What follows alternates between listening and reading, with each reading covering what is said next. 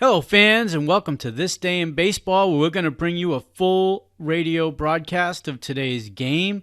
And before we do that, I just want to thank Classic Baseball Radio, and there's a link in the notes where you can check out their full channel. They have many great radio broadcasts. And while you're listening to today's game, if you want to check out much more about the game and the players, look on the links below, and you're going to see links to player pages, the date the game happened, the year it happened, and the play-by-play. Enjoy the game, and check out the links while you're watching the game, and please don't forget to hit the subscribe button so that every time new content comes out, you're going to get that firsthand. And thank you again for checking out This Day in Baseball, and enjoy the game.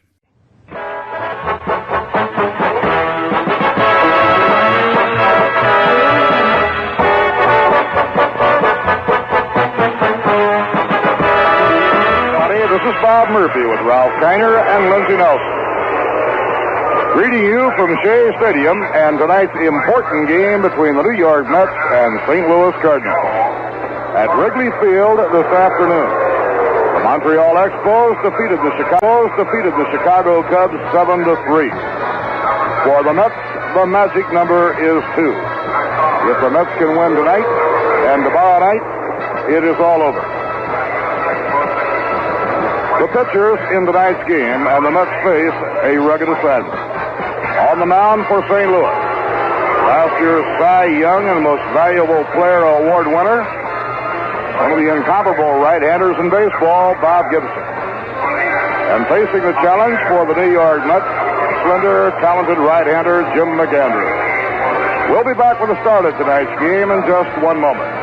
Now here's a word from Rheingold. It's nothing new. It costs money to brew a great beer. It cost money back in 1837. It costs money today. Rheingold started brewing beer in this country in 1837, using the finest ingredients money could buy. And even though things cost a lot more today, Rheingold's still buying those same high-quality ingredients.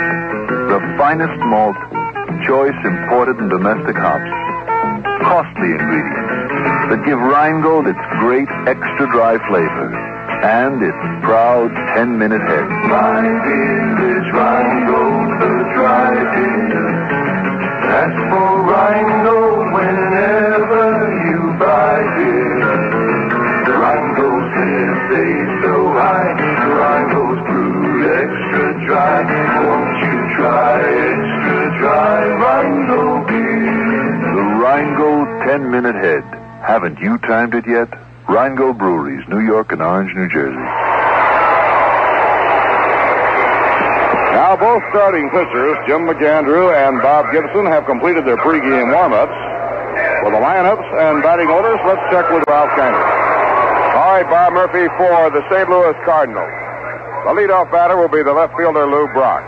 Batting second in center field, Kurt Flood. Batting third in right field, Vada Pinson. Batting fourth, playing first base, Joe Torre. Batting fifth and catching, Tim McCarver. Batting sixth at third base, Mike Shannon. Batting seventh, playing second base, Julian Javier. Batting eighth at shortstop, Dal Maxwell. And the pitcher, Bob Gibson, batting ninth. For the Mets, the leadoff batter will be Tommy Agee, playing center field. Batting second and playing third base, Wayne Garrett. Batting third in left field, Art Shamsky. Batting fourth, playing second base, Ken Boswell. Batting fifth and playing first base, Ed Kranepool. Batting sixth in right field, Ron Swoboda. Batting seventh and catching, Jerry Grody. Batting eighth, playing shortstop, Bud Harrelson. And the pitcher, Jim McAndrew, batting ninth. And now the New York Mets are taking the field.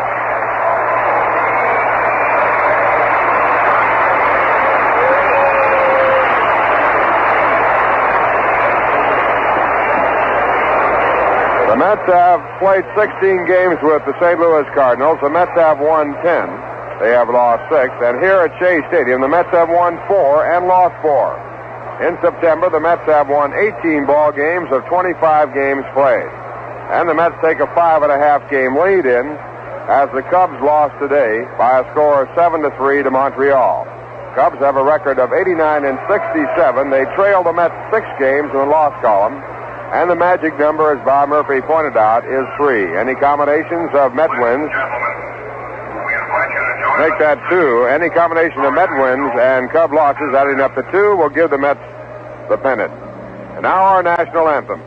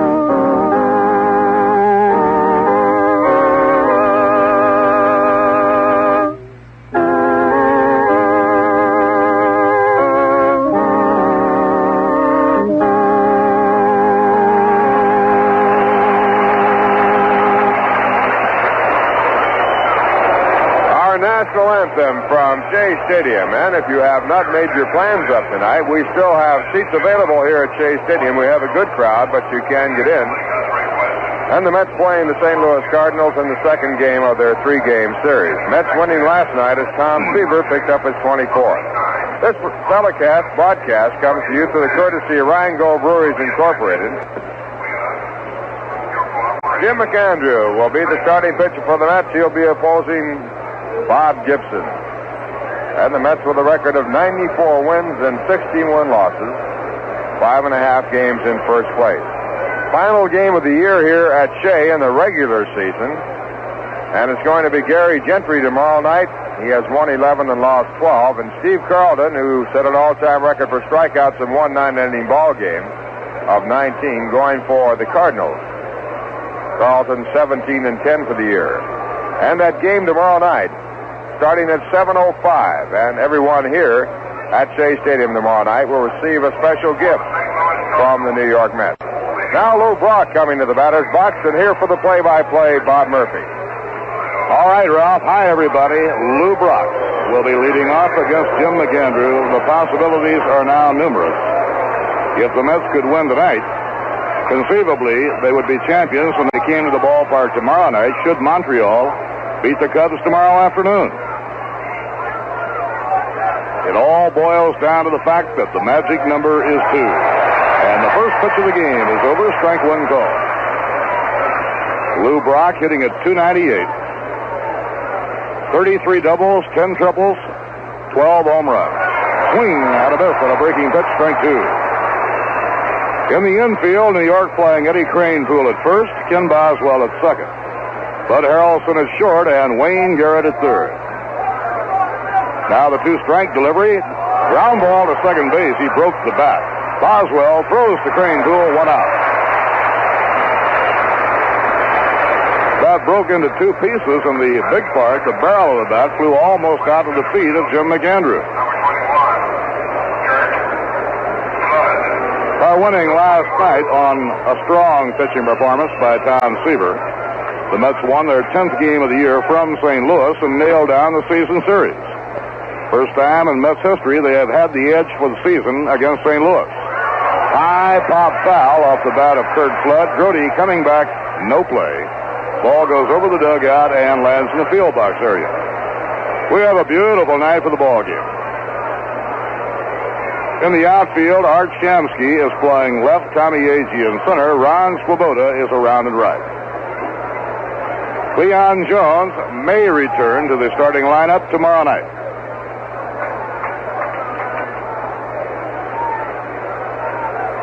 And the pitch on the way, inside and high, 1 ball, 1 strike.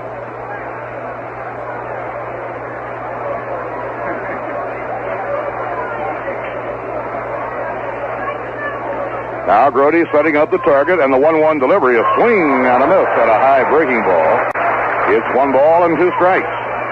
Jim McAndrew came up to the Mets toward the middle of last season and made his major league debut out in St. Louis in a duel with Bob Gibson. Cardinals won that ball game 2-0. Off the outside corner, it's 2-2. But on that showing, Jim McAndrew convinced the Mets that he was ready to pitch in the major leagues. This year, Mac has won 6 and lost 7. Ground ball toward the hole. Garrett going to his glove side is up with it. Cruz to Green Pool, 2 down.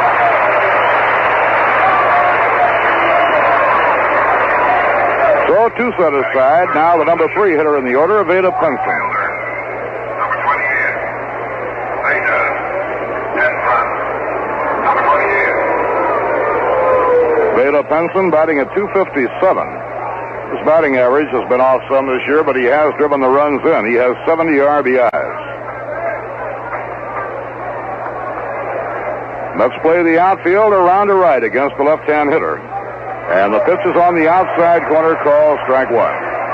Andy Olson is the plate umpire, with Al Barlick, the senior umpire, working first base.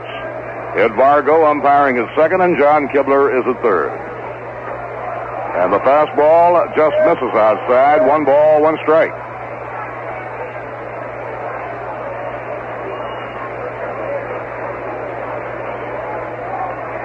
Montreal defeated Chicago 7-3 in an afternoon game. Now the 1-1 pitch.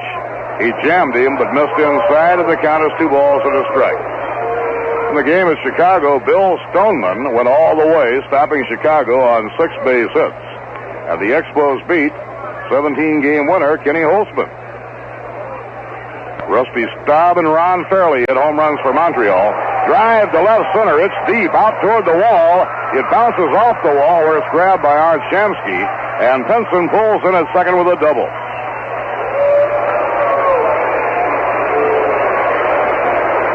Long drive, placed up the alley in left center field. It bounced off the fence where Shamsky grabbed it. So Veda Penson is in scoring position with a 2-out double. For Penson, his 22nd double of the year.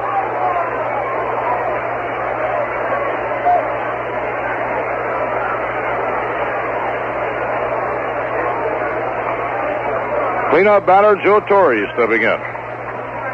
He leads the Cardinals in home runs and runs batted in, and Joe is hitting .286.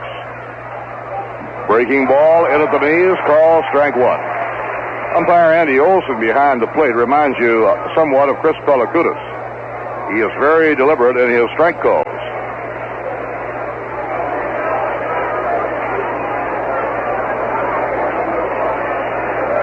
Now Jim McAndrew makes the 1-second stop. The pitch to Joe Torre, outside and high, 1 ball, 1 strike. The Dodgers and Reds playing a doubleheader in Cincinnati. And the Dodgers have all but been KO'd. Cincinnati beat the Dodgers 6-3 in the first game. Merritt the winner, Osteen the loser.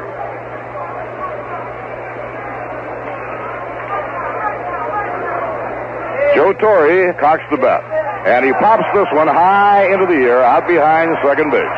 Tommy Agee gliding in is under it waiting, and he has it decided retired.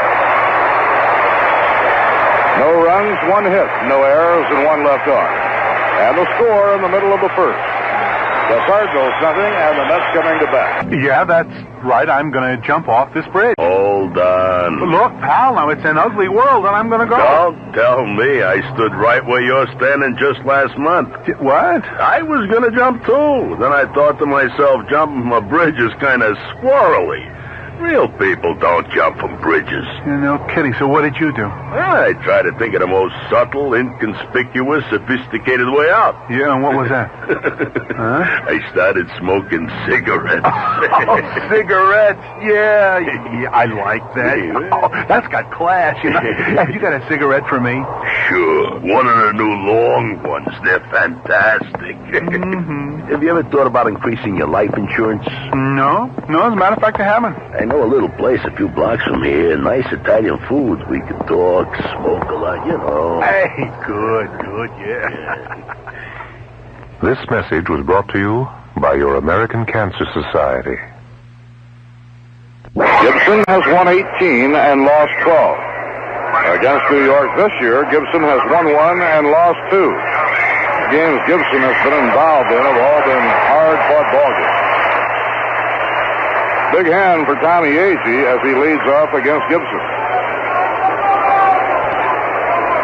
Early in the year, Gibson beat the Mets 3-1 in a complete game at Shea Stadium. Fastball inside, ball 1. But he lost to the Mets in St. Louis 2-1, and he lost the complete game at Shea Stadium 4-3.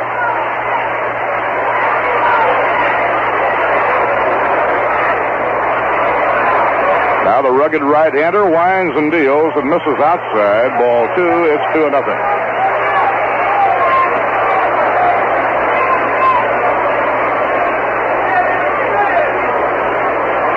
Tim McCarver behind the plate, and a pop fly into short center. Flood racing in is getting under it. And in shallow right center, he makes the grab. 1 down.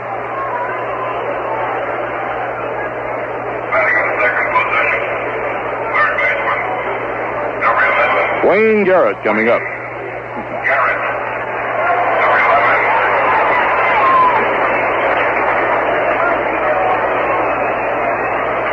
Curve fouled back toward our broadcasting booth and out of play.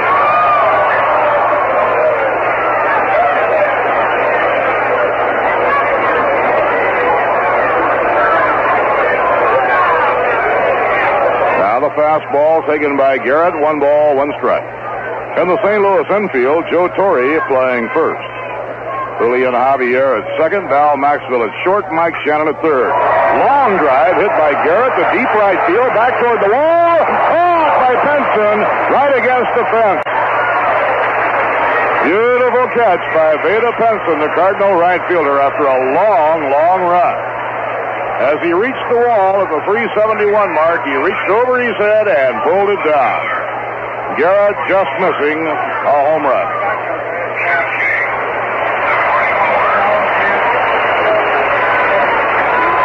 Cardinal outfield defensively is exciting to watch. They have great speed in their outfield with Brock in left, Flood in center, and Penson in right. 2 outs and nobody on. Art Shamsky the batter. And the pitch on the way. Curve over, a call strike. Art Shamsky batting .306 with 14 home runs and 45 runs batted in. Drive well hit to left field. Back goes Lou Brock, back to the warning track, and he's there, makes the catch. And Shamsky put Lou Brock to the fence at the 371 mark in left center. 2 long drives, both caught in the outfield. No runs, no hits, no errors, and none left. At the end of 1 inning, St. Louis Cardinals nothing, and the New York Mets nothing. Tomorrow night, the Mets close out the regular home season with the St. Louis Cardinals.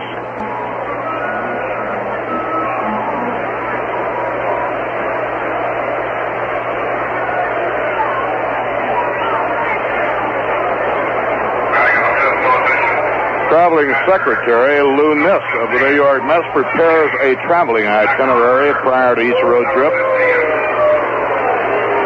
You can quickly, at a glance at the itinerary, know exactly when you are scheduled to depart from a city. The regular season will wind up in Chicago.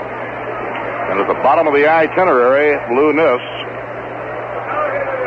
has written out Destination Paradise. Ground ball smacked to second, a 1-hopper. Boswell to Cranepool. McCarver is up.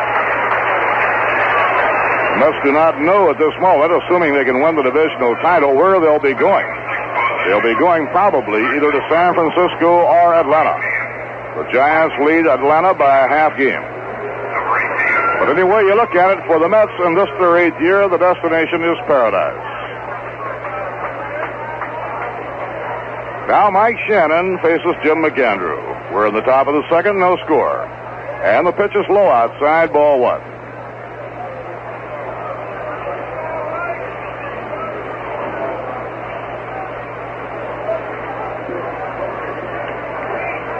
Fastball down the middle, and Shannon was taking. It's 1 ball and 1 strike. Very comfortable night in the ballpark. Good crowd on hand.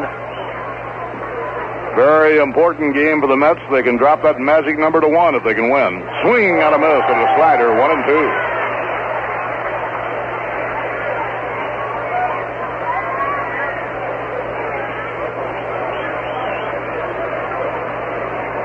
Jim McAndrew's mound opponent, Bob Gibson, still has hopes of a 20-game season. Inside and low, it's 2-2. He has really lost some tough games. If he gets it, it will be his 4th 20-game season. The 2-2 delivery. Breaking ball that he checked up on just in time. It's outside and low, 3-2. Gibson missed the 20-game circle 2 years ago because of an injury. Had it not been for the injury, he undoubtedly would be trying to make it 5 in a row.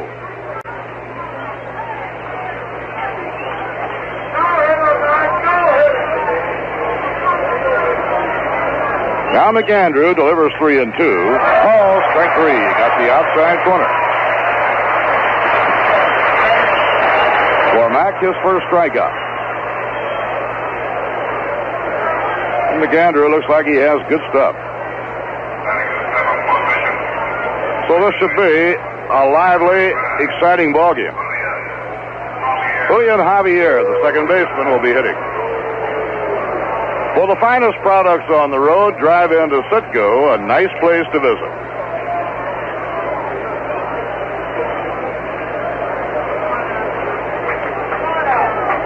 Now the windup. Here's the pitch by Mack, and Javier hits a foul pop-up over near the Cardinal dugout. Wayne Garrett on the warning track has a play and grabs it for the out. 1-2-3 inning for Jim McAndrew. No runs, no hits, no errors, and none left on. Now, at the end of an inning and a half, the Cardinals nothing, the Mets nothing.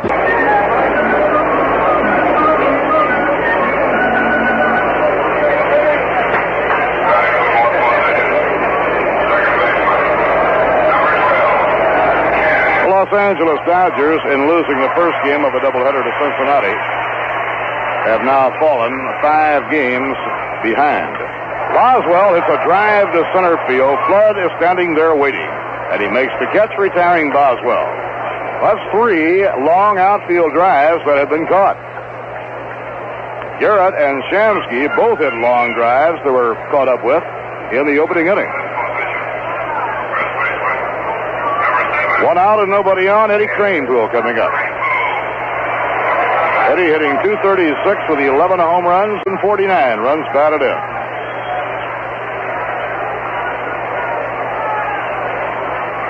Now the pitch on the way, and a pop-up toward the mound. Gibson says, "I'll take it," and he does.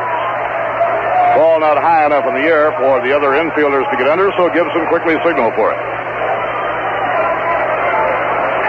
He made a good pitch on Cranepool. He jammed it. In the second game tonight at Cincinnati, it will be Alan Foster for the Dodgers and Jerry Arrigo for Cincinnati. The Atlanta Braves hanging tight. They're only a half game behind the Giants, playing tonight in Houston. Now Ron Swoboda takes low, ball 1. George Stone will be on the mound for Atlanta, and Jim Ray for the Houston Astros. The Giants play later tonight at San Diego. Swing and a miss, 1 ball, 1 strike. Well, the big story in baseball yesterday was Willie Mays. He became the second man in the history of baseball to hit 600 home runs. Ground ball hit hard, a base hit to left center by Ron Swoboda. Well, after hitting 3 long drives that were caught, Ron Swoboda hits a shot beyond the reach of Dal Maxwell into left center field for a base hit. It brings up Jerry Grody. Willie's 600th home run last night in San Diego came in a pinch hitting appearance and a won-a-ball game for the Giants.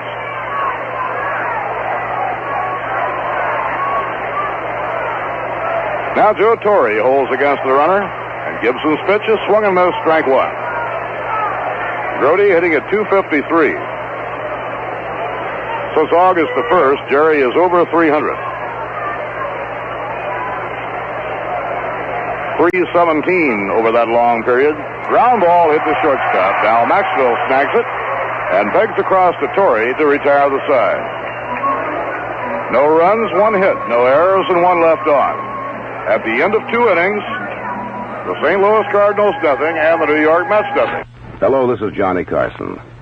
For 19 years, Radio Free Europe has been providing the people of Czechoslovakia, Hungary, Poland, Romania, and Bulgaria with an alternative to the propaganda of the rigidly controlled communist press and radio.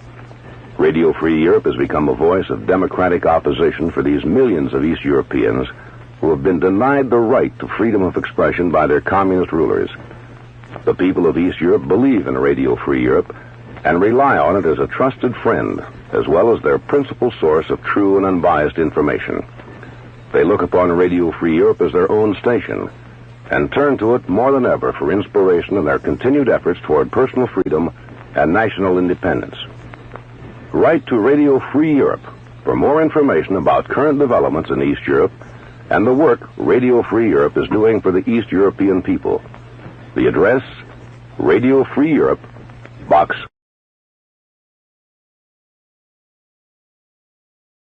Now inning number 3 here at Shea. And to pick up the action for you, here's Ralph Kiner. Okay, Bob Murphy, and hi, everyone. It's Dal Maxwell, the shortstop for the Cardinals, to lead off against Jim McAndrew. Cardinals have had 1 base hit. The Mets have had 1 base hit in the first 2 innings. Maxwell, a right-hand batter with an average of 174, and he lines one over the glove of Eddie Kranepool into shallow right center. It's backed up by Ron Swoboda, and Maxwell is on with the Cardinals' second hit. And as Bob Gibson comes to the plate, we'll pause for station identification. This is the New York Mets Baseball Network. You're listening to New York Mets Baseball from WKAJ-FM 102.3 on your FM dial in Saratoga Springs, New York. Ralph Kiner along with Bob Murphy and Lindsey Nelson from Shea Stadium. Bob Gibson, the batter, and the first pitch to Gibson is taken low, a breaking ball. It's ball 1. Wayne Garrett, the Met third baseman, and Eddie Kranepool, the Met first baseman, were moving in looking for sacrifice. Gibson, a fine hitter. He's had 26 hits this year. He's batting .248. He's had 1 home run, 8 runs batted in, 5 doubles, and 105 times up. And the pitch is hit to center field, single. Coming in as Agee to field the ball on 1 hop, and 2 consecutive singles now off Jim McAndrew. 1 by Dal Maxwell and 1 by Bob Gibson. And that brings up Lou Brock. Lou batting for the second time. He grounded out to second base his first time up.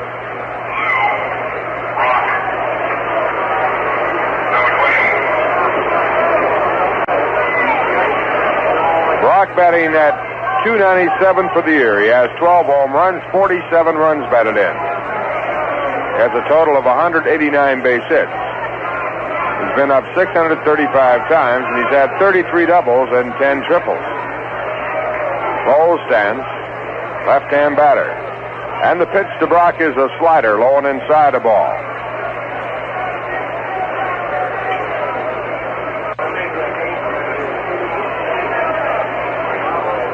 One ball, no strikes.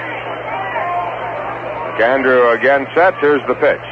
Fastball line to third, taken by Garrett. The throw to second base is not in time. A good play by Boswell taking the throw as it almost hit Dal Maxwell going back to the bag. Line shot taken by Garrett at third.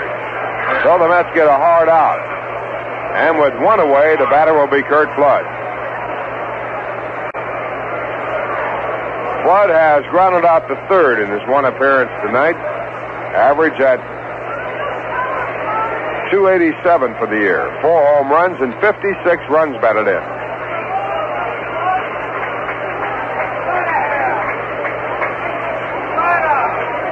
Runners at first and second base. One man out, top of the third, no score. And the pitch. It is a breaking pitch, low and away a ball. Flood started the swing, then held off.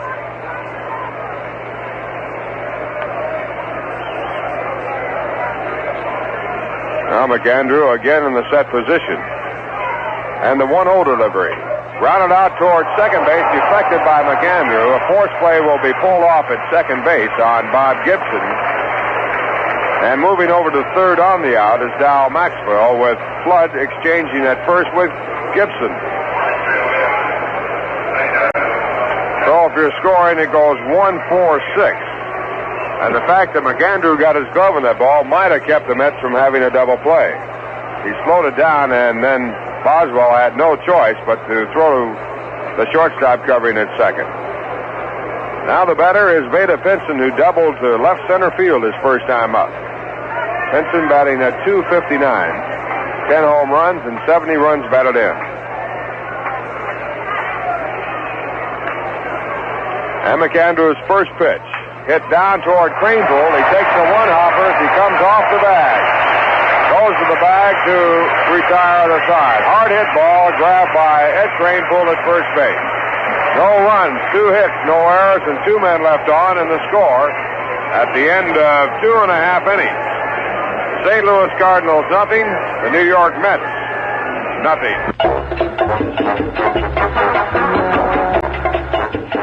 You could hunt all season, fellows, and never bag values like those awaiting you at Walton's Sport Shop on Lake Avenue. When it's hunting supplies you're seeking, draw a bead on the most complete selection in town. Walton's is synonymous with the very finest in hunting equipment. Guns in all calibers and gauges. Ammunition and reloading supplies are all available. Then, to make those long hours in the field more comfortable, you'll find the best in hunting vests and pants at Walton's. Quality products at reasonable prices. If you need a scope mounted on your rifle, this service is also available at Walton's. Walton's Sport Shop can supply all your hunting needs. Make it an enjoyable and successful season with hunting supplies of quality, always priced reasonably at Walton's Sport Shop on Lake Avenue in Saratoga Springs.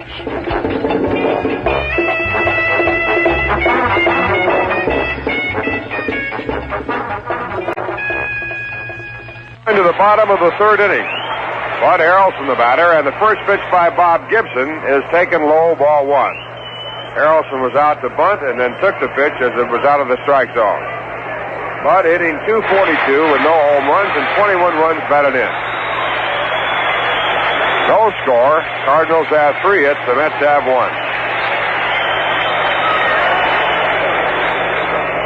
Harrelson batting left-handed, and the pitch back is grounded foul over toward the on-deck circle and fielded by Jim McAndrew.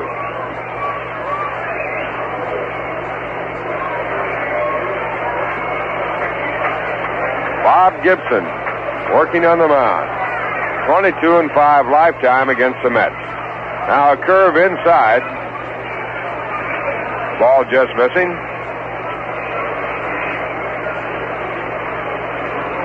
And Gibson back, and the next delivery is taken high.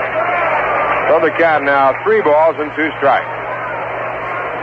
Gibson has struck out no one in this ball game, but he has 250 strikeouts for the year in 284 innings. Now the 3-2 pitch fouled into the stands, so the count remains at 3-2. Gibson has a 2.32 earned run average. He has had 25 complete games. 3 have been shut out. This is his 33rd game start. Now again at 3-2, and the pitch is again fouled into the stands on the third base side. So Harrelson staying alive, and the count remaining 3 balls and 2 strikes. Gibson has won 165 ball games in his lifetime in the majors, lost only 109. And again the 3-2 pitch is high, ball 4, and Harrelson walks.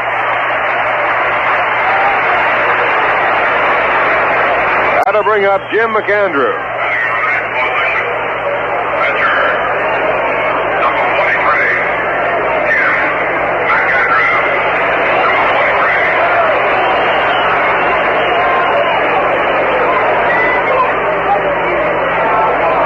And the first pitch to McAndrew, a strike. as McAndrew was around in bunting position. Strike one. And the pitch back, and McAndrew bunts the ball, but it's bunted foul. So the count now at strike two. McAndrew has been up 35 times with 5 hits. He has driven in 3 runs. Scoreless ball game, no one out, bottom half of the third. The Mets have Bud Harrelson as a base runner at first. Strike 3. So in this inning, Gibson has walked his first man in the ball game and struck out his first man in the ball game. And with 1 away, it'll bring up Tommy Agee.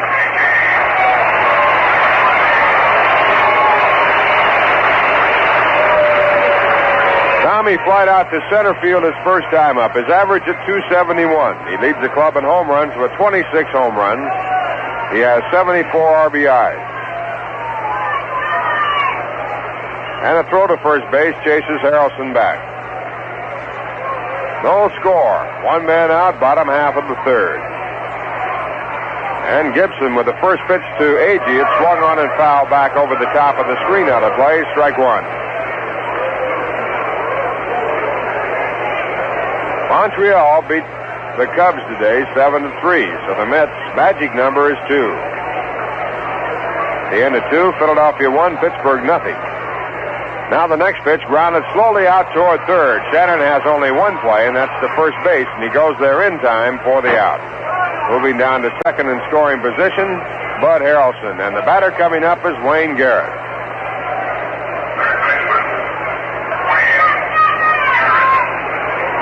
Garrett was out in a spectacular catch by Veda Pinson in right field his first time up. Pinson taking an extra base hit away as he went deep to right, jumped high in the air to glove one.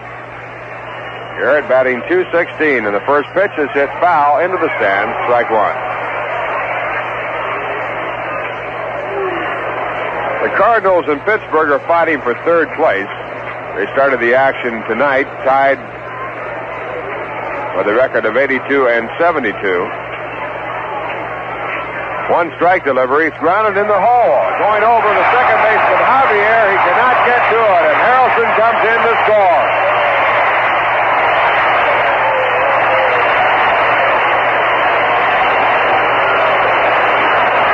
Wayne Garrett driving in his 39th run, and the Mets take the lead 1-0. Ground ball right between Joe Torre, who tried for it, the first baseman, and Julian Javier, the second baseman. Now it brings it Art Shamsky, who flied out to deep left his first time up. Art hitting .305.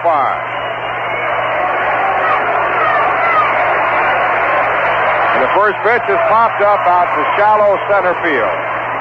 Shortstop Dow Maxwell backpedaling back into shallow center to make the catch. And it retires the side. But in the inning, the Mets score the first run of the ball game on 1 base hit. There was a walk, no errors, and 1 man was left on. And the score at the end of 3, the New York Mets 1, the St. Louis Cardinals nothing. Having a problem in deciding where to take your group on its next outing? If so, let the Mets Group Sales Department solve it for you. This department is manned by experts in handling both men's and women's groups. These same specialists encourage community and civic organizations, social and fraternal clubs, youth, family, and athletic groups to take in a Mets ball game and enjoy a day at Shea. In addition to providing group ticket sales for a ball game, our representatives will be happy to furnish you with all the details of the beautiful restaurants at Shea Stadium, which are available for parties large or small up to 700 persons. For groups of 100 or more, recognition will be given to your organization on the changeable message scoreboard here at Shea. Residents of Connecticut, New Jersey, and New York can easily obtain additional information simply by writing to Group Sales Manager, Shea Stadium, Flushing, New York, 11368. Or if you like, telephone 212-672-3000. The representative handling your area will be more than happy to personally speak before your men's or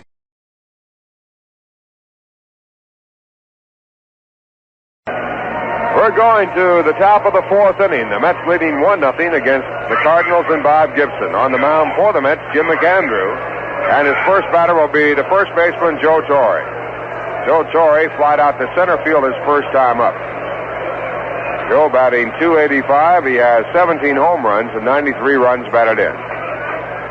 And the first pitch, a curve in the dirt. It's ball one.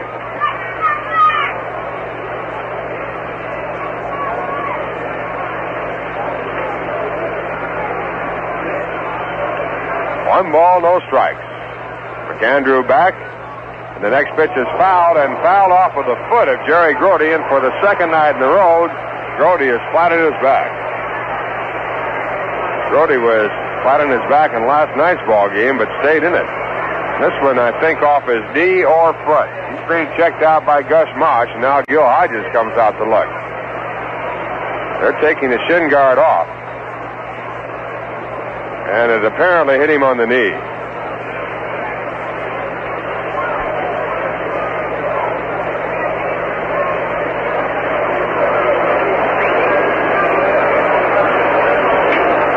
Looking at the scoreboard, Cincinnati beat the Dodgers 6-3 in the first game of their doubleheader. In the second game, no score after one. In the first game, Cincinnati won it as Jim Merritt won his 17th. He has lost 8. The losing pitcher is Claude Osteen. He's 19 and 15. Lefevre and John Miller had home runs in the ball game. In the second game, it's Alan Foster pitching for the Dodgers and Jerry Arrigo going for Cincinnati. Cincinnati trying to stay in the pennant race, now 3.5 games back of the Giants, who play later on tonight. Atlanta's in second place. They're a half a game back, and the starting pitchers for the Atlanta-Houston game, George Stone for the Braves, 12 and 9, and going for Houston, Jim Ray, who has won 7 and lost 2. Dodgers dropping to 5 games off the pace with their loss in that first ball game.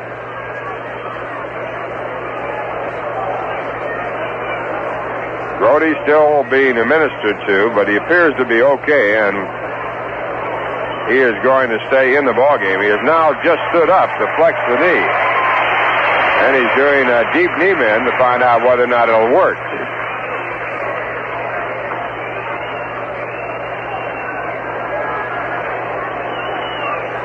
Atlanta did not score on the top of the first. Now Houston coming up. And if you just joined us and hadn't heard the baseball news, Montreal beat Chicago. Bill Stolman, the winning pitcher, his record 11 and 8. He pitched the 6-hitter, went all the way, gave up 3 runs. The losing pitcher was Ken Holtzman. Rusty Staub got his 29th home run, Ron Fairley his 12th, and Billy Williams got his 19th for the Cubs. So the magic number for the Mets is 2. Now play will be started up again as Grody is okay. The count 1 ball, 1 strike. The batter Joe Torre. No one out, top of the 4th. The Mets leading 1-0. And McAndrews 1-1 pitch. Fastball outside, ball 2. Torre flied out to center field his first time up on a fastball.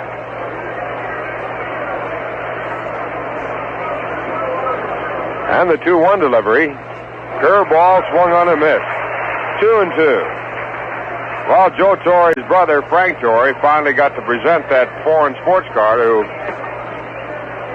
Mr. Willie Mays on his 600th home run. He had been trailing Willie for quite some time. Got a real tour out of it. Now a slider outside at 3-2. That should be a pretty snazzy sports car, Ralph. $12,500 car. Those are good numbers. Great numbers. 3 balls, 2 strikes. The pitch to Torre.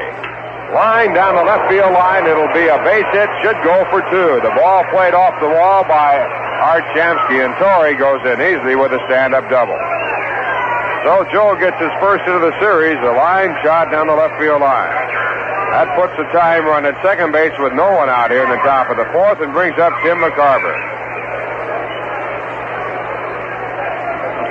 Tim grounded out to second base on a changeup his first time up. Now you can get a larger loan in New York, up to $1,400 from the largest lending company, HFC, Household Finance.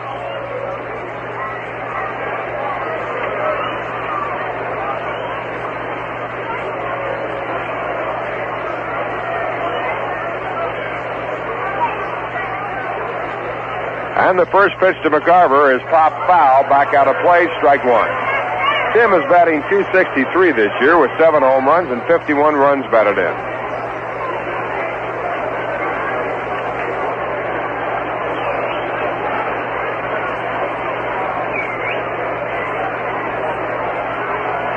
McCarver working with a tying run at second, no one out here in the top of the fourth.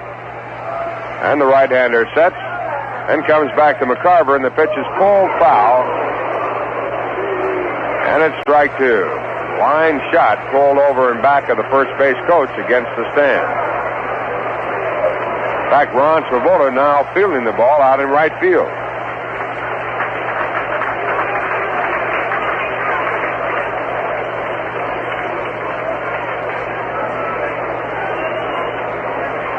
Two-strike count on Tim McCarver. Andrew nods yes at the set of signs and goes to the set position. And the pitch is swung on and missed. Jim McAndrew with a second strikeout. That's his first out here in the fourth. It brings up Mike Shannon. McCarver has only struck out 25 times this year and 490 times up. Mike Shannon, the batter. Mike was struck out his first time up. Got caught looking at a 2-2 fastball over the outside corner about knee high.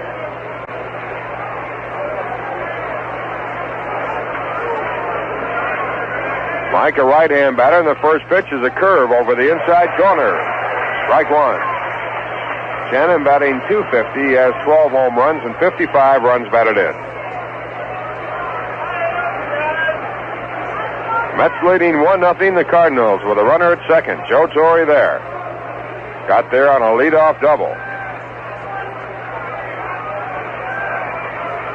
Now at one strike, McAndrew back to Shannon, and the pitch is popped up. A little pop-up on the shortstop side. Bud Harrelson with his hand up and making the catch on the dirt part of the infield. 2 men away, and it brings up the second baseman, Julian Javier. Julian fouled out to third his first time up. His average at .283 for the year with 10 home runs and 42 runs batted in.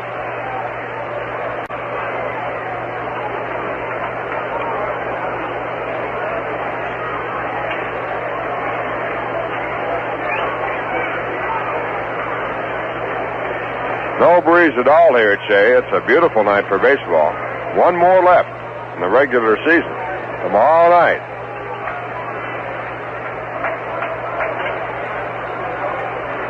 And the first pitch to Javier is swung on and foul back, strike one. Tomorrow night's game, Gary Gentry will be pitching for the Mets against Steve Carlton. Don't forget that game time tomorrow night will be at 7:05.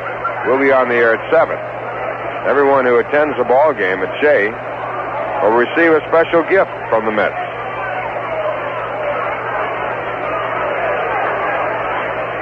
Jim McAndrew working with a one-strike count to Julian Javier. 2 men out, top of the fourth inning. The Mets leading 1-0, and the Cardinals with a runner at second. And the pitch. Hit hard down to third, and a great play by Wayne Garrett.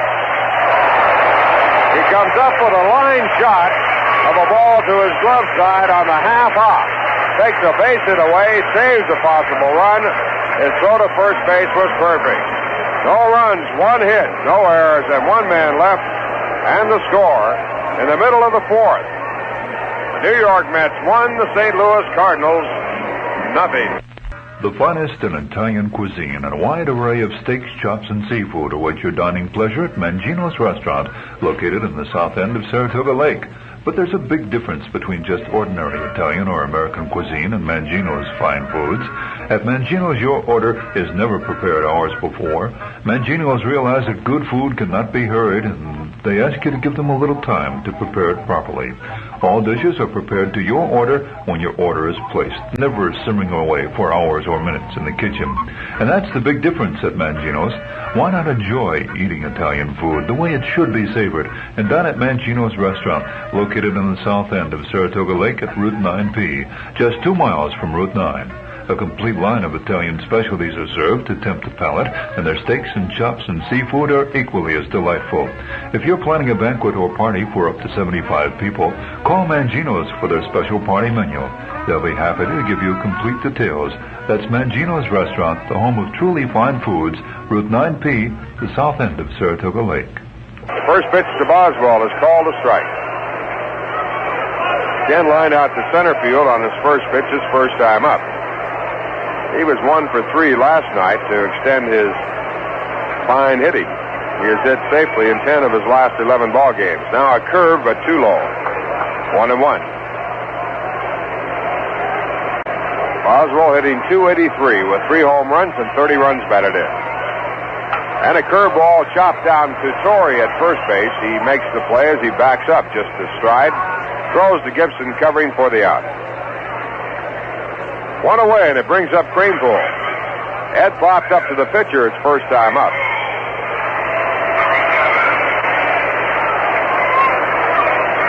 Ed batting .235. He has 11 home runs and 49 runs batted in.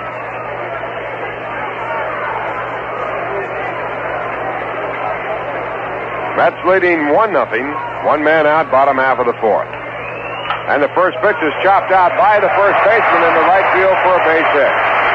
Kranepool makes the turn and holds there as the ball is back to the infield, thrown by Veda Pinson. So the Mets have their third hit. Ed is first, and it brings up Ron Swoboda, who got the Mets' first hit back in the second.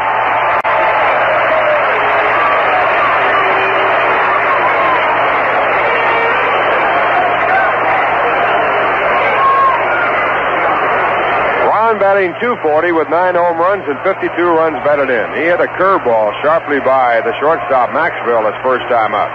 And first pitch to him this time is a fastball, but outside. Phillies got a run in the top of the fourth. They lead 2-0 after 3.5 over the Pirates. Next delivery outside for ball 2. 2 balls, no strikes. Mel Stoudemire trying for his 20th win, now behind 5-0 after 4. And the next pitch is popped up on the first base side. Torrey, by first base, makes the catch and almost loses it. Wouldn't have made any difference. He could have picked the ball up if he had dropped it and thrown the runner out at second, because Kranepool had to stay right in the bag. Vincent Romo pitching for the Boston Red Sox with a 5-0 lead after 4. Yastrzemski hit his 38th home run in the third with no one on. Now the batter coming up is Jerry Grote, and the first pitch is inside a ball. At the end of 3.5, Cleveland 3, Baltimore 1. Frank Robinson got his 32nd home run in the fourth with no one on. McDowell pitching against Bertena. Next pitch is grounded foul, and the count 1-1. Washington at Detroit, Casey Cox against Mickey Lolitz. Minnesota 2, Kansas City now batting in the first. Boswell against Hedlund. 2 at Oakland, Chicago there. First game pitchers are Bart Johnson against Catfish Hunter. Now a strike called, and the count 1-2 on Grote. Also on the American League schedule, Seattle to California.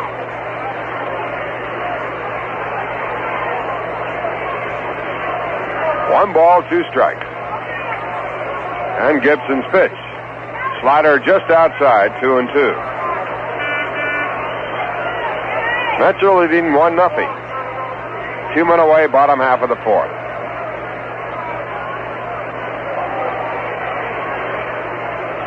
Kranepool at first base, and the pitch back to Grote. Grounded slowly out to third. Shannon hangs back, now charges, fires to first, and gets Grote by a step. That retires his side. No runs, 1 hit, no errors. The man left at first, and the score at the end of 4, New York Mets 1, the St. Louis Cardinals 0. Very interesting, but the pay is lousy. This is Artie Johnson for Vista. I meant what I said. The pay is lousy. Vista volunteers only get $50 a month for the year they sign up, but they get an awful lot in satisfaction. The satisfaction of knowing that they've made life a little bit better for somebody who's had it pretty bad most of the time. Vista volunteers, volunteers in service to America, spend a year where the real poverty is, in the big city slums, in migrant worker camps. They teach. They help get cooperation from red tape-ridden agencies. They do whatever they can to make life a little bit better. It's one of the few programs in the land of plenty that's designed to help the plenty who have nothing. It's not a job. It's a dedication. If you think you might have the guts to try, write Vista, V-I-S-T-A, Box A, Washington, D.C.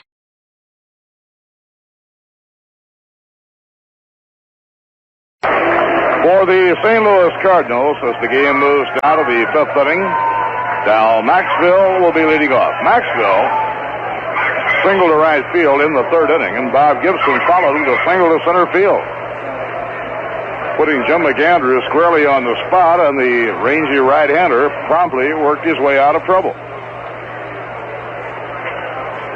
Dal Maxville, a right-hand hitter. He's a rather skillful bunter, so Garrett plays in close at third. And a curveball misses outside, 1-0. Lots of banners being paraded and displayed here at Shea Stadium tonight. The 1-0 delivery by Mack, hit high in the air, a fly ball to right center. Ranging back and now waiting under it, Tommy Agee. He makes the catch. We pause for station identification. This is the New York Mets Baseball Network. This is New York Mets Baseball on WKAJ-FM 102.3, Saratoga Springs, New York. Bob Murphy with Lindsey Nelson and Ralph Kinder were in the top of the fifth inning, New York leading 1-0. Now McAndrew winds, Gibson is the batter, and he fouls it back toward the Cardinal dugout. The magic number is 2. If the Mets can win tonight, the number will be 1. Meaning that either a Cub loss tomorrow afternoon or a Met victory tomorrow night would clinch the championship for the New York Mets. Now McAndrew delivers to Gibson, a hard slider on the outside corner, strike 2 call.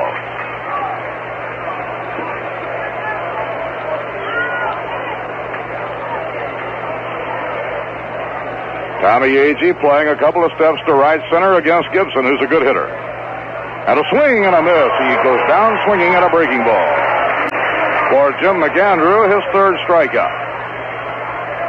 Now 2 outs and nobody on. The top of the batting order for Lou Brock. You know, of all the drinks in the world, beer is the only one meant to have a head. And Rheingold is the beer that keeps its head. The Rheingold 10-minute head. Haven't you timed it yet? Lou Brock, left-hand batter waiting, and a pitch on the outside corner, a call strike. Brock hitting at 298. Now Mack just misses the inside corner, 1 ball and 1 strike. Third time at bat for Brock. He has bounced out to second and lined out hard to the third baseman. Wayne Garrett has handled a couple of hot ones around third so far in this game. Ground ball hit up toward the middle. Racing forward is Boswell. He hurries to throw. Not in time. Brock beats it for a base hit. A great speed of Lou Brock. When he bounces one toward the middle of the diamond like that, it's almost impossible to get him. A base hit for Lou Brock.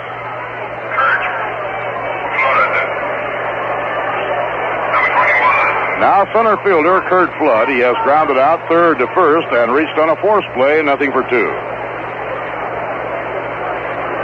Flood hitting 287 with 56 runs batted in. Mets lead the Cardinals in the season series 10 games to 6.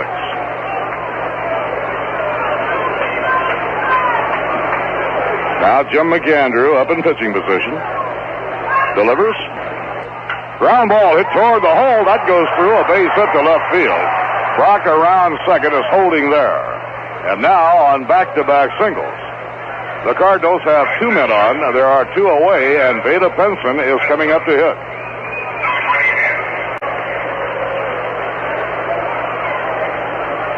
Cardinals threatening once again, and Jerry Grody goes out to the mound to talk with Jim McAndrew. Veda Penson whacked a long double up the alley in left center in the first inning. And then he grounded out to Ed Cranepool his second time up.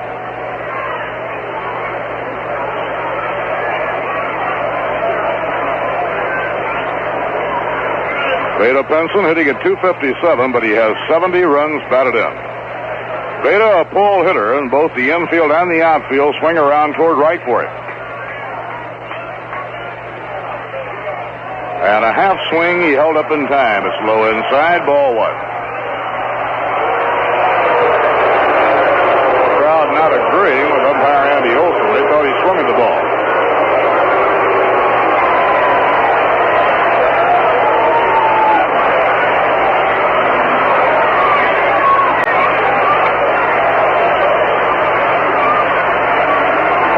Speed on the baselines for the Cardinals right now, with Lou Brock on second and Kurt Flood on first. McAndrew up in pitching position. And the pitch on the way. Ground ball bounced on the right side. Cranepool going for it. It breaks off the glove of Boswell, goes into right field. Brock is scoring. Flood is racing to third and now holding up there. The game is tied up. Boswell got to the ground ball over in the hole, but it broke off of his glove and went into the outfield. It'll be an error on Boswell. Cranepool had gone for the ball. I don't know whether Boswell lost sight of it as Cranepool cut in front of him or not. At any rate, it broke off of his glove and went into right field. McAndrew was racing to cover at first base. So, on the error, the game is tied up 1-1. And the batter now is Joe Torre.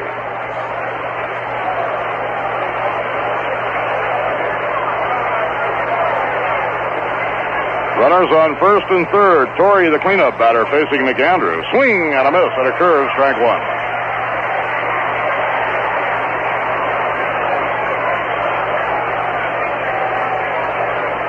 Cranepool, who had gone for the ball, appeared to be crossing right in front of Boswell at the moment the ball reached Boswell's glove. It might have been he was blocked off and couldn't see it.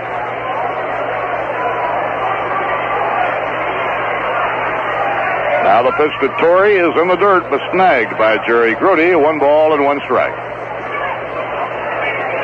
Game tied 1-1, top half of the 5th inning. Flood, the runner at third. Penson is on first. Torre doubled his last time at bat. And a smash off the shins of Jim McAndrew. It will score a run. Flood is in to score. A base hit for Joe Torre. A wicked ground ball off the shins of Jim McAndrew. And trainer Gus Marsh comes up to the top of the dugout to see if Mac wants some help. If it doesn't hurt right now, you can bet it's going to hurt in a little while. Now McAndrew is walking around the edge of the mound. He got hit on the right leg, just under the knee. A base hit for Joe Torre. The Cardinals lead 2-1.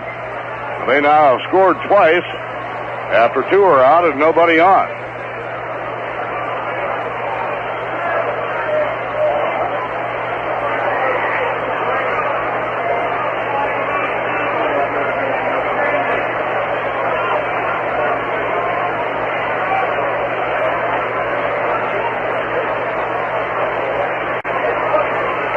Gil Hodges and trainer Gus Marsh on the mound, working now with Jim McAndrew, who was hit on the right leg, just under the knee.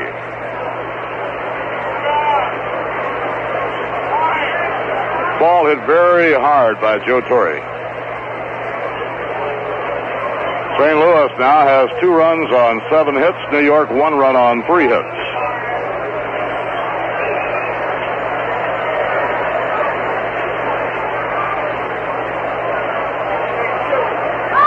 Gil Hodges wants McAndrew to throw 2 or 3 pitches. He wants to see how he'll be able to operate after being hit on that leg.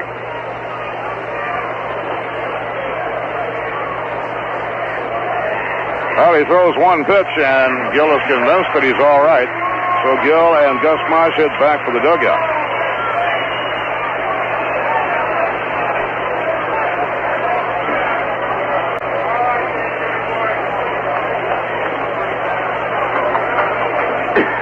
Tim McCarver hitting for the Cardinals. Runners on first and second. They have 2 runs in.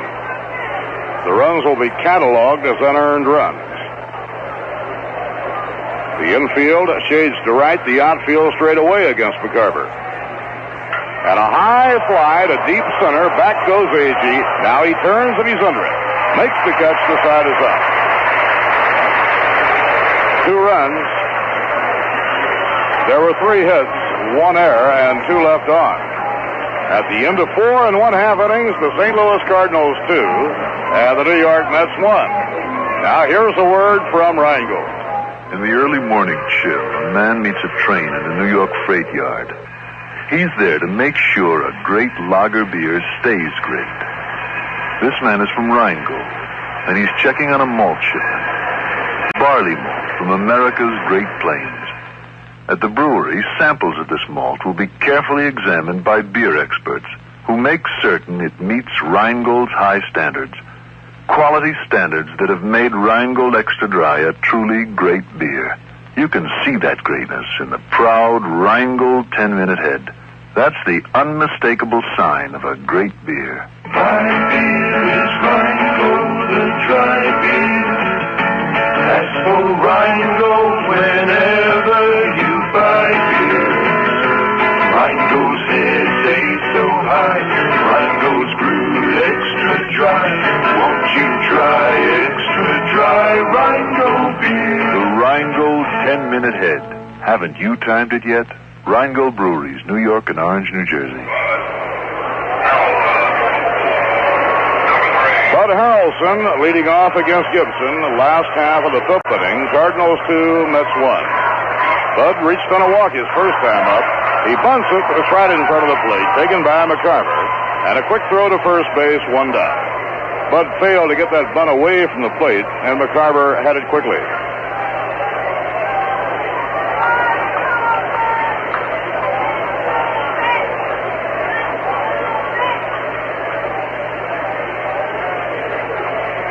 Now, Jim McAndrew is the scheduled hitter. And Mack is coming up.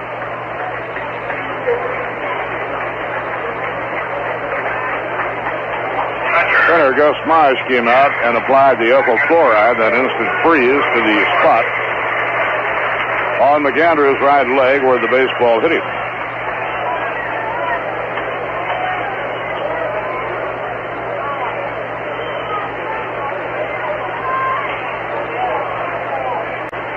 Mack is 0 for 1. He was struck out his first time up. Swing and a miss, strike 1. Final home game of the regular season tomorrow night. Game time 7:05. Swing and a miss, strike 2. Gary Gentry tomorrow night against Steve Carlton. 2-strike delivery. Curve is over. Strike 3 called. He gets McAndrew on 3 pitches.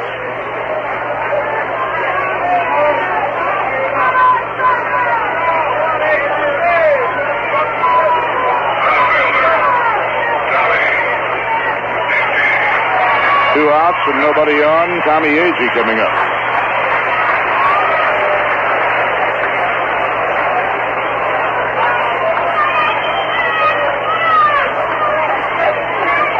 Now Gibson winding, and the pitch to Agee. Fastball in, calls strike 1. Bob Gibson has struck out 252 hitters. Steve Carlton is also over 200. He has 209. Low and outside, 1 ball, 1 strike. Tom Seaver leads the Mets staff in strikeouts. Tom has 204. Swing and a miss by Tommy Agee. It's 1-2.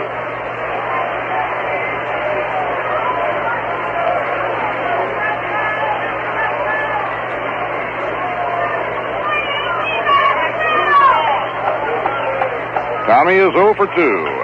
And he hits a long fly ball that may go foul down the right field line. And it is a foul ball into the crowd.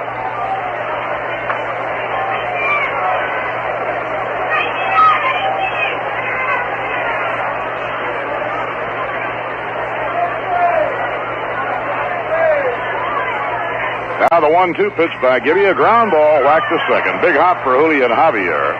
And he throws to Joe Torre. That retires the Mets in the 5th inning. No runs, no hits, no errors, and none left on. At the end of 5 innings, the St. Louis Cardinals 2 And the New York Mets won. Many people, when they reach 65, would like to slow down a little, but not necessarily to retire completely. Well, you do not have to retire completely to get Social Security benefits. You can earn as much as $1,680 in a year and still get a Social Security check every month. You can earn a good deal more than $1,680 in a year and still get part of the benefits, depending on how much more you earn. And here's an important point. No matter how much money you earn during the year, you can get a benefit check for any month in which you earn no more than $140. You've just heard a lot of figures. $1,680 in a year, $140 in a month, age 65. Don't be confused. If you have any questions at all about retirement, earnings, and Social Security benefits, get in touch with your Social Security office.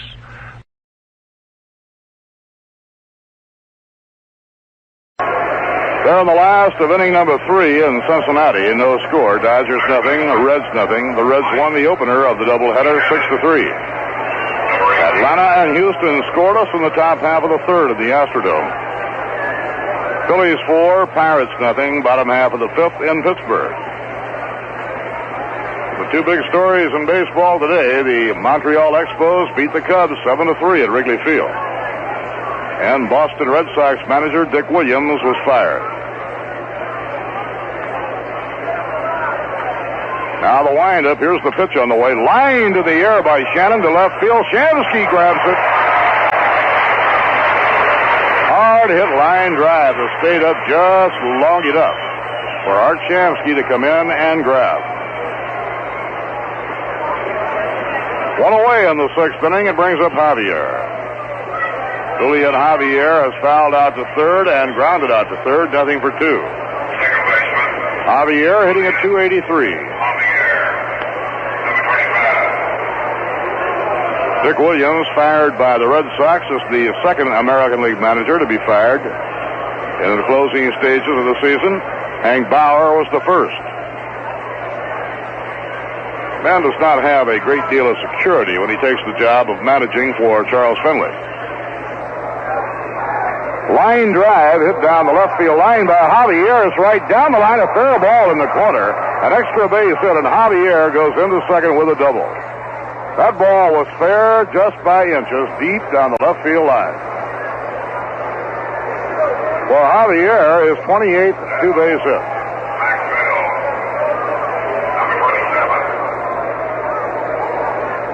Dal Maxville coming up. Maxville has singled to right and fly to center. Now the sign goes out to the bullpen, and Tug McGraw will start warming up.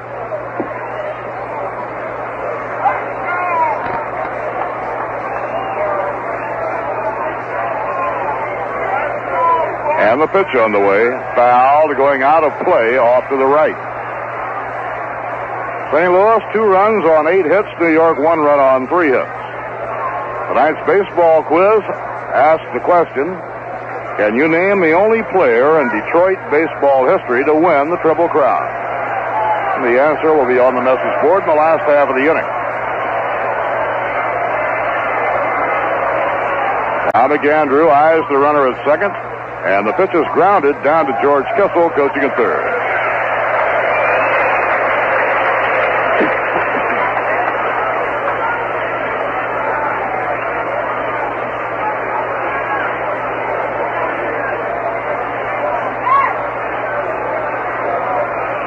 Bob Gibson waiting on deck. McAndrew with a 2-strike advantage kicks the leg. Around comes the arm. Ground ball bounced slowly. Harrelson moves in to grab it. Now guns it in time.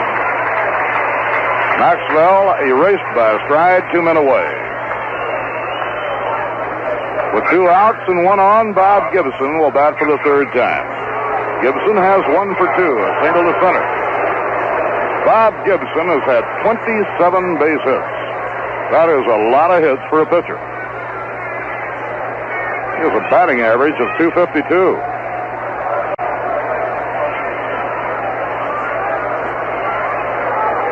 Now the pitch by McAndrew. Grounder hit hard. Foul. Just foul down the third base line.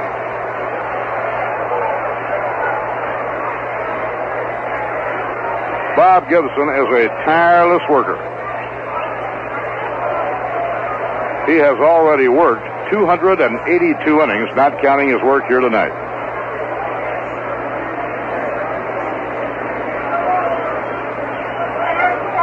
Tom Seaver leads the Mets staff at innings pitched. Tom has hurled 264 innings.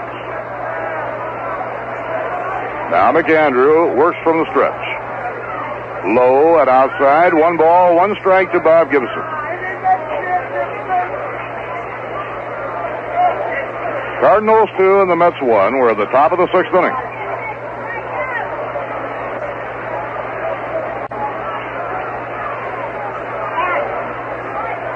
The 1-1 delivery.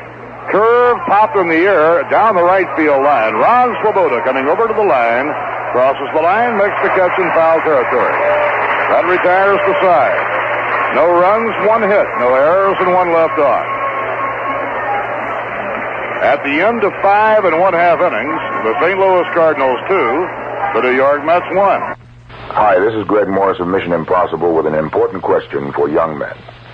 Do you know where you're going? Have you considered the Coast Guard? The United States Coast Guard builds well-rounded men, experts in a variety of fields, men with eyes on the future. At the United States Coast Guard Academy, you'll receive the finest education and military training, a Bachelor of Science degree, and a commission in the United States Coast Guard. If you have the ability to take command, the Coast Guard is interested in you. At the Academy, you can concentrate on engineering, management, or oceanography. Your training and education will encompass every facet of the Coast Guard's humanitarian mission. If you have what it takes, take a career in the Coast Guard. For brochure and application form, write to the Director of Admissions, Coast Guard Academy, New London, Connecticut. That's the Director of Admissions, Coast Guard Academy, New London, Connecticut.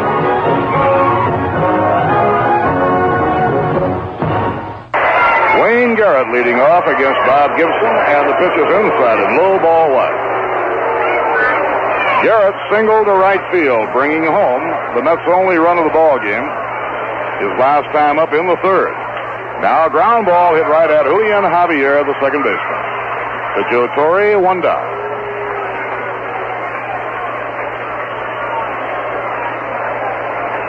The answer to the baseball quiz, the only Detroit Tiger player in Detroit baseball history to win the Triple Crown, Hall of Famer Ty Cobb, the Georgia Peach.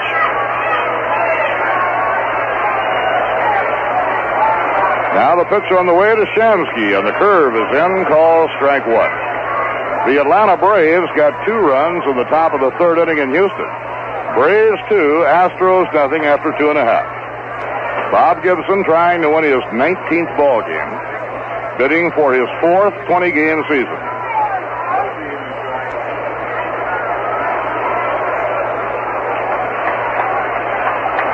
Cardinals with the outfield deep and around to right against Art Shamsky. Now Gibson over the head. And a fly ball hit to left field. Lou Brock galloping toward the line is getting there, and he has it for the out. So 2 outs and nobody on. Ken Boswell, the hitter. Boswell has lined out to center and bounced out to first. Nothing for 2. In his last 23 ball games, Boswell has 35 hits and 80 times at bat. He's hitting about .445 over the last 23 games. Breaking ball on the inside corner, called strike 1. Gibson has a great fastball, probably the best slider in the business, or close to it, and a good curveball. Ground ball on the right side of the infield. Javier ranging to his glove side, now throws to Torre, and the Mets are out 1-2-3 in the 6th inning. No runs, no hits, no errors, and none left on. At the end.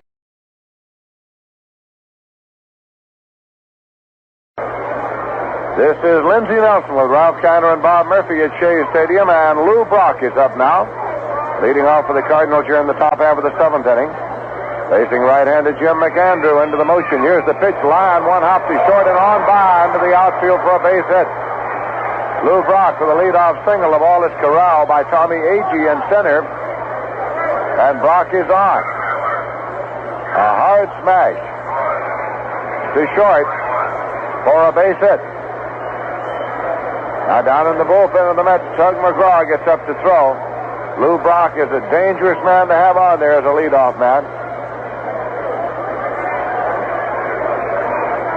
Kurt Flood's up. He's 1 for 3. Right-hand batter. Cranepool holds against the runner, Lou Brock.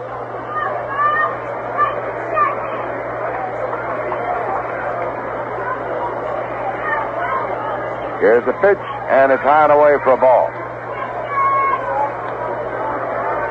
Brock has stolen 52 bases this year. He's been caught stealing 14 times.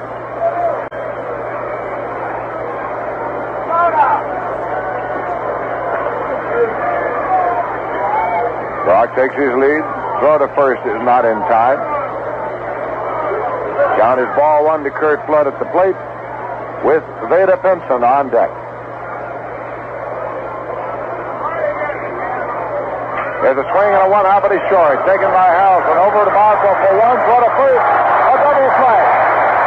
It goes 6-4-3 from Harrelson to Boswell to Cranepool. Ball is hit hard to short so that they were able to bring it around for 2. With nobody on now, it's Veda Pinson coming up. Doubled. Grounded out to first base and was on an error by Boswell. Play on which a run scored in the 5th inning.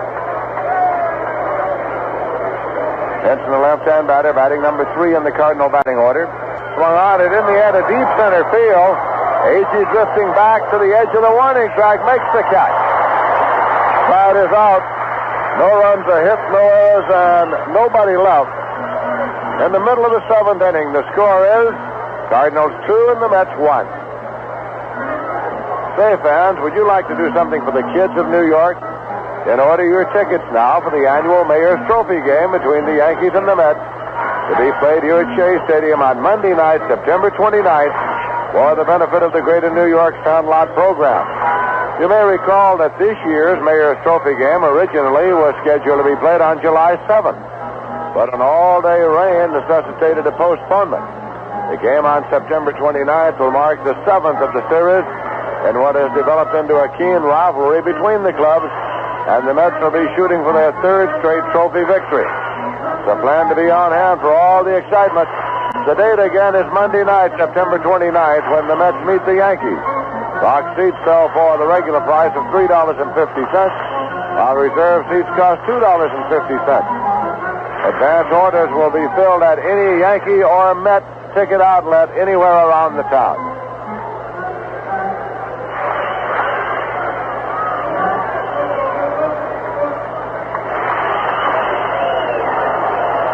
The New York Mets are trailing by a run as they come up here in the bottom of the 7th, and Ed Cranepool will lead off.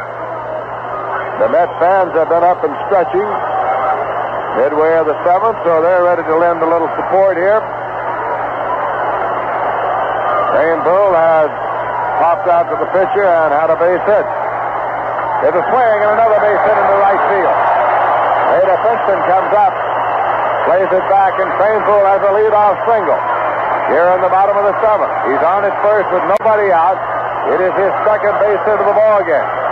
Here comes Ron Swoboda. Swoboda is 1 for 2. He singles sharply to left in the 2nd inning. Listen to the Met fans.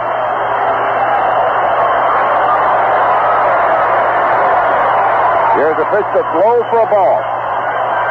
1-0 to Swoboda with Grote on deck, and Gibson comes down to argue the call with umpire Andy Olson. Gibson thought it was in the strike zone. The Cardinals are leading by a score of 2-1. Joe Torre holds against the runner at first. The pitch swung on, hit on the ground to short. Could be a double play. Maxwell bobbles the ball. Placed to first in time to get Swoboda. Cranepool is at second. Maxwell bobbled what might have been a double play ball, and Swoboda was late getting away from the plate. He did not run it out. Then when he made his move, it was too late. So he is out at first on a play from Maxwell to Torre. The tying run is at second with 1 man out, and Jerry Grote is up. Grounded out short to first, grounded out third to first. It was a hard smash to shortstop Dow Maxwell. Looked as though it might be a double play ball, but Maxwell bobbled it, then recovered and was able to get Swoboda at first. This pitch is in for a strike to Grody. Cardinals are leading 2-1. Grody asked that umpire Andy Olson look at the ball. He does and takes it out of play.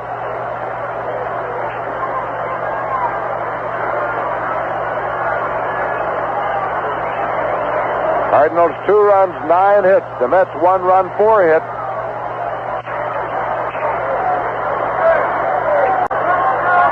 Rainpool takes his lead now at second base. Bob Gibson up and set, steps off the rubber.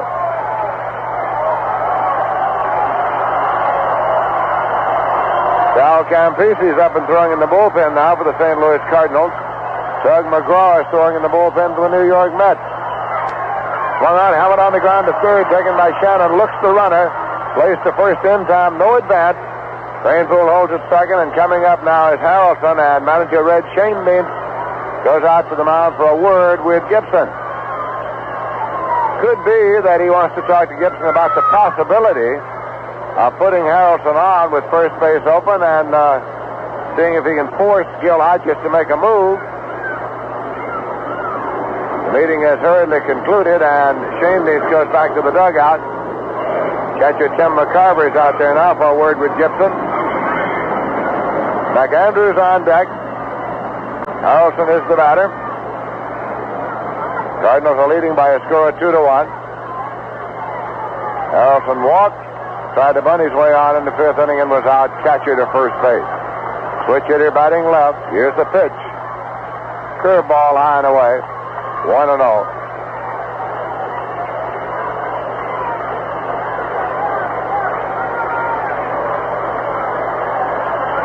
Again, Gibson sets up.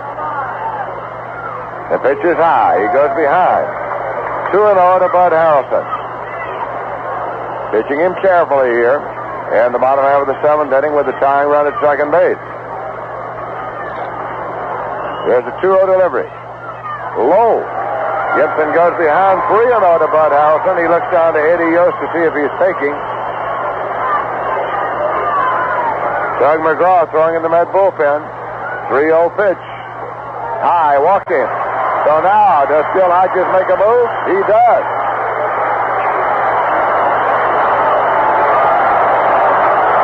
McAndrew goes back to the dugout, and we'll see who we're going to get here now batting for McAndrew.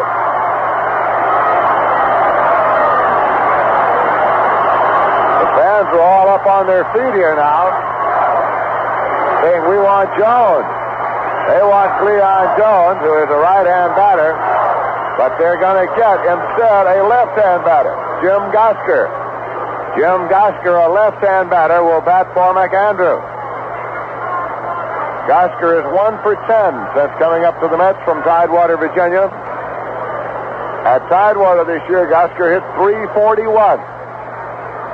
He had 10 home runs and 31 runs batted in. So it is Gosker batting for McAndrew as the Mets try to get the tying run in. They have the tying run at second, represented by Ed Granville, and the go-ahead run at first, represented by Bud Harrelson. Cardinals now having a conference. Catcher Tim McCarver, third baseman Mike Shannon over how to work to Jim Gosker. Jim Gosker, a left-hand batter that they have not seen.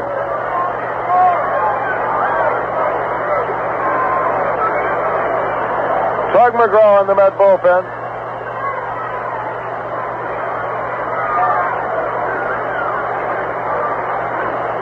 Now Gosker is in and waiting. Runners lead at first and second.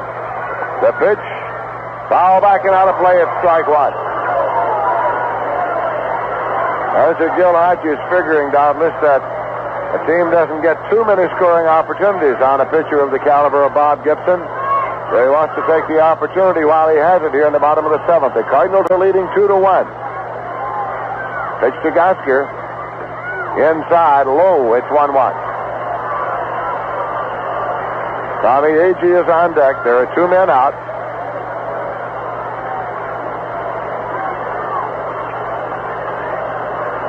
Gibson with a pitch. Inside low. He goes behind out of Oscar, 2-1. That magic number is 2.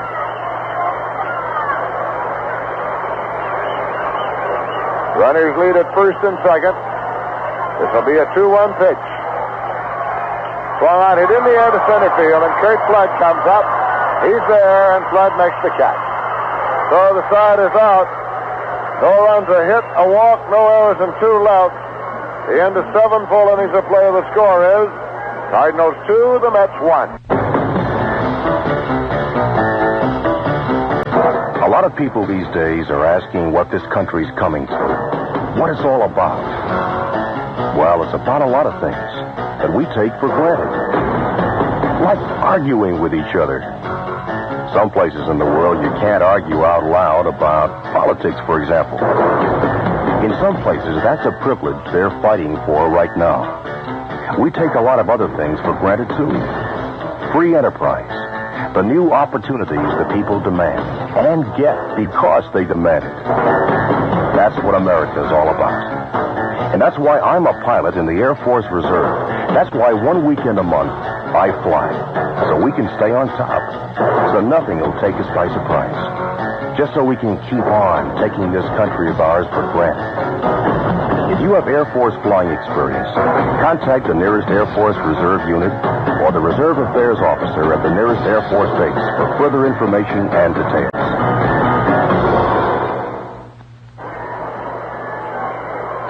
Tug McGraw comes in to do the pitching for the Mets, now making his 41st appearance of the year. He has a record of 8 wins and 3 losses. Last time out, on September 20th, he worked against the Pittsburgh Pirates for 3 innings in which he gave up 1 run on 2 hits.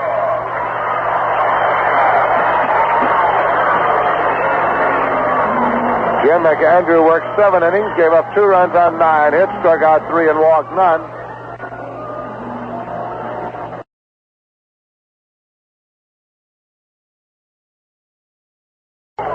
Joe Torre is up to lead off now for the Cardinals in the top half of the 8th inning, facing Tug McGraw.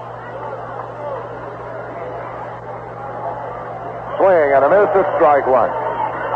Tim McCarver on deck.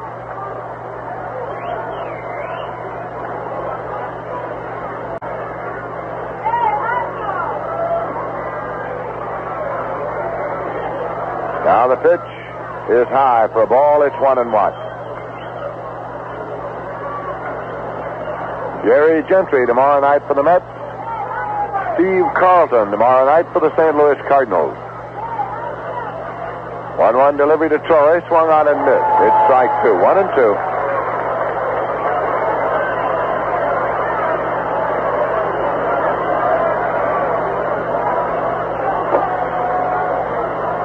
McGraw takes the sign from Jerry Grody. Offers up 1-2. Struck him out. 1 away. If you want real cola refreshment, get with RC, the one with the mad, mad taste. Get with the Comer. Tim McCarver has grounded out second to first, struck out swinging, and flied out to center field.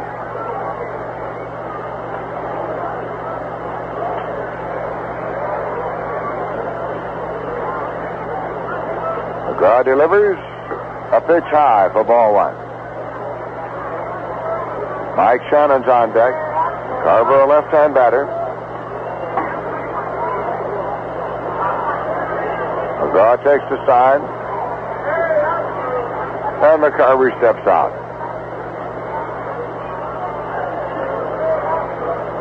1-0 pitch.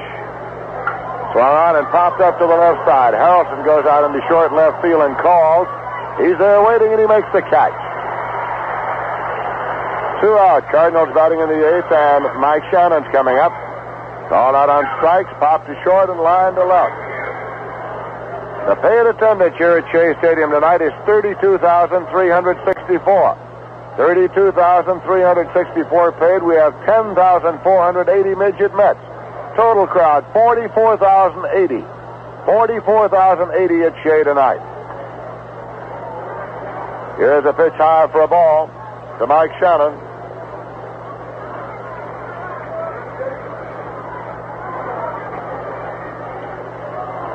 There's a 1-0 pitch.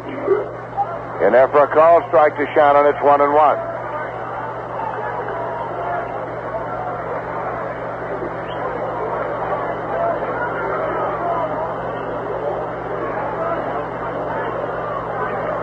Here's a breaking pitch low. It's 2-1.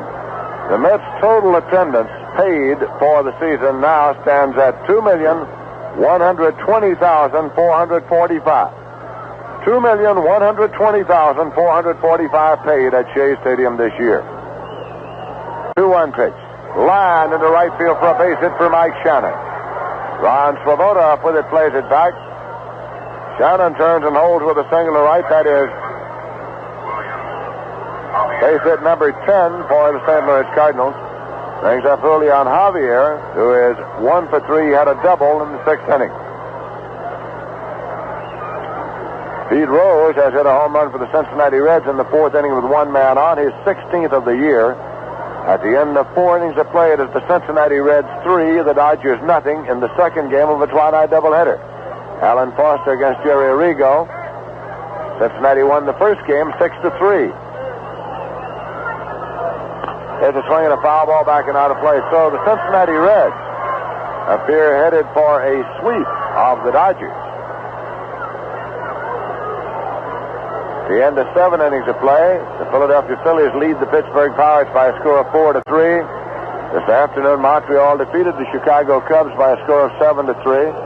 The end of 4 innings tonight in Houston, the Atlanta Braves 2 and the Houston Astros nothing. George Stone against Jim Ray, and the Giants and Padres play later in San Diego.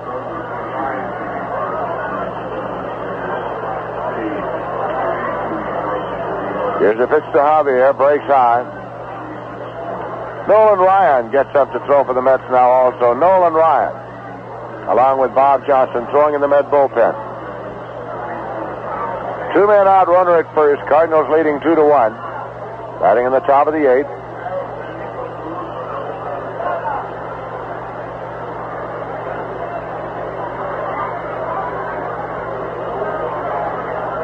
And the pitch, line into left field for a base hit. Shannon goes to second and turns. Shamsky up with the ball. Shannon holds. Javier's on at first with a single to left. Base hits back-to-back for the Cardinals here with 2 men out in the 8th. Dal Maxwell's coming up. He's 1 for 3. Single to right in the 3rd inning.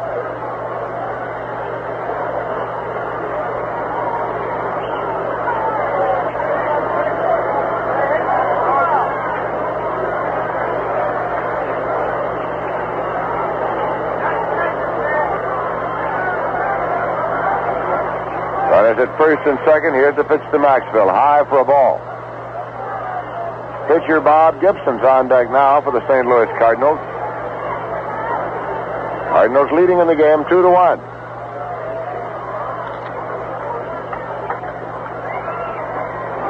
Shannon at second, Javier at first. 1-0 delivery. It's high. McGraw goes behind 2-0 now to Dal Maxwell, the number 8 man in the Cardinal batting order. Cardinals have 2 runs, 11 hits. The Mets have 1 run, 4 hits.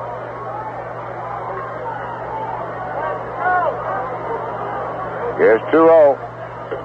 Inside. McGraw is behind 3-0 to Dal Maxwell. A fellow with a 175 batting average.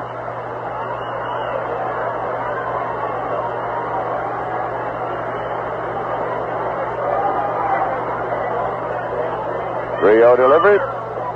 In there for a call strike. It's 3-1. Maxwell looks to sign man George Kissel to see if he's taking again.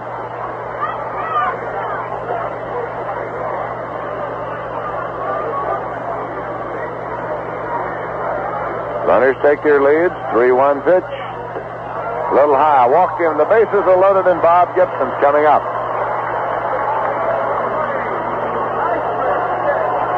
That is the first walk issued by Met pitchers tonight. Gibson is 1 for 3.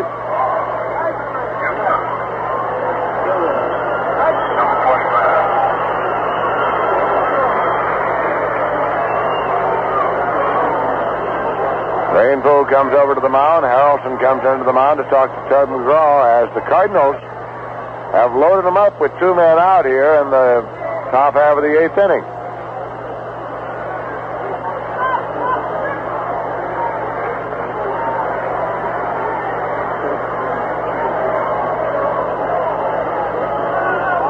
Gibson is a right-hand batter.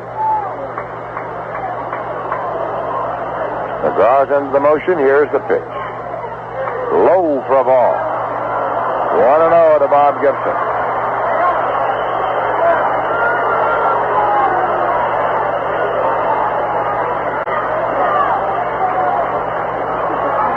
McGraw works straight away. That pitch is in for a call. Strike. It's 1-1.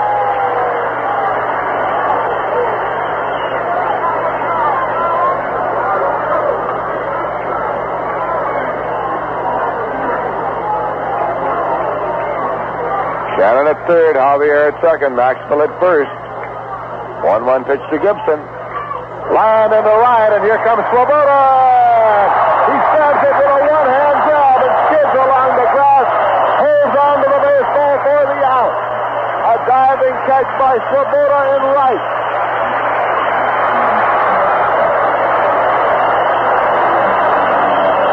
Swoboda's getting a standing ovation here at Shea. He saved at least 2 runs and maybe more with that diving catch of a wicked line drive. No runs, 2 hits, no errors, 3 left. In the middle of the 8th, the score is the Cardinals 2 and the Mets 1. Having a problem in deciding where to take your group in its next outing? If so, let the Mets Group Sales Department solve it for you. This department is manned by experts in handling both men's and women's groups. These same specialists encourage community and civic organizations, social and fraternal clubs, youth, family, and athletic groups to take in a Mets ball game and enjoy a day at Shea. In addition to providing group ticket sales for a ball game, our representatives will be happy to furnish you with all the details of the beautiful restaurants at Shea Stadium, which are available for parties large or small up to 700 persons. For groups of 100 or more, recognition will be given to your organization on the changeable message scoreboard here at Shea. Residents of Connecticut, New Jersey, and New York can easily obtain additional information simply by writing to Group Sales Manager, Shea Stadium, Flushing, New York, 11368. Or if you like, telephone 212-672-3000. The representative handling your area will be more than happy to personally speak before your men's or women's group, large or small, and explain all the details. Call or write today. Tommy Agee is up for the Mets, and here is Gibson's pitch outside for a ball. The Mets are batting in the bottom half of the 8th inning. They are trailing by a run. It's top of the batting order up. Agee is 0 for 3. Here's Gibson's pitch. Swung on and missed. It's 1-1. Wayne Garrett is waiting on deck, and he's followed by Art Shamsky in the Met batting order. Bottom half of the 8th inning. The Cardinals leading by a score of 2-1. Here's Gibson's 1-1 offering.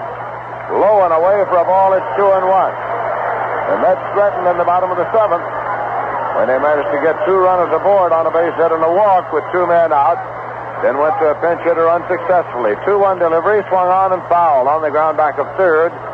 Taken by Eddie Yost off the coaching lines, and the count goes to 2-2. Yost tossing the ball back out to pitcher Bob Gibson. The Houston Astros have scored 2 runs in the bottom of the 5th. At the end of 5, it's Atlanta 2 and Houston 2. Here's a 2-2 delivery. Swung on and looped out into right field and might be in there. Pinson's coming on. Can't get it. It's a base hit. A leadoff single for Agee into right field. Pinson was playing him very deeply.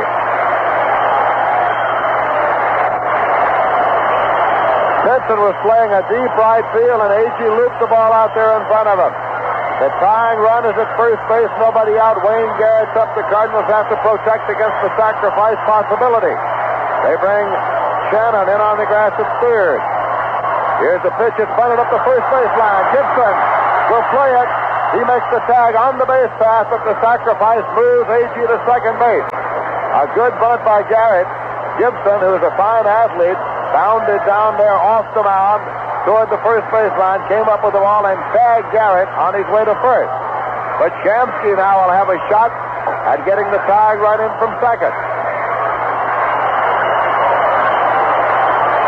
Shamsky's gone 0 for 3 here tonight.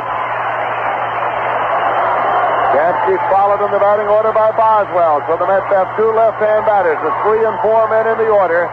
They take a shot at getting Agee in from second base with a tying run here in the bottom half of the 8th inning. The crowd is alive. With a swing and a drive to the right, it's a base hit. Here comes Agee. Made a pitch from slow, goes to second.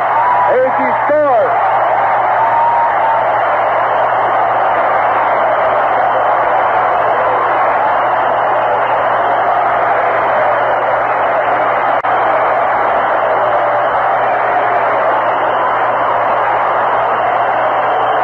Shamsky with a solid single to right field to score Agee with a tying run. Now Amos Otis is coming in to run for Shamsky. Otis is running for Shamsky. Boswell is coming up.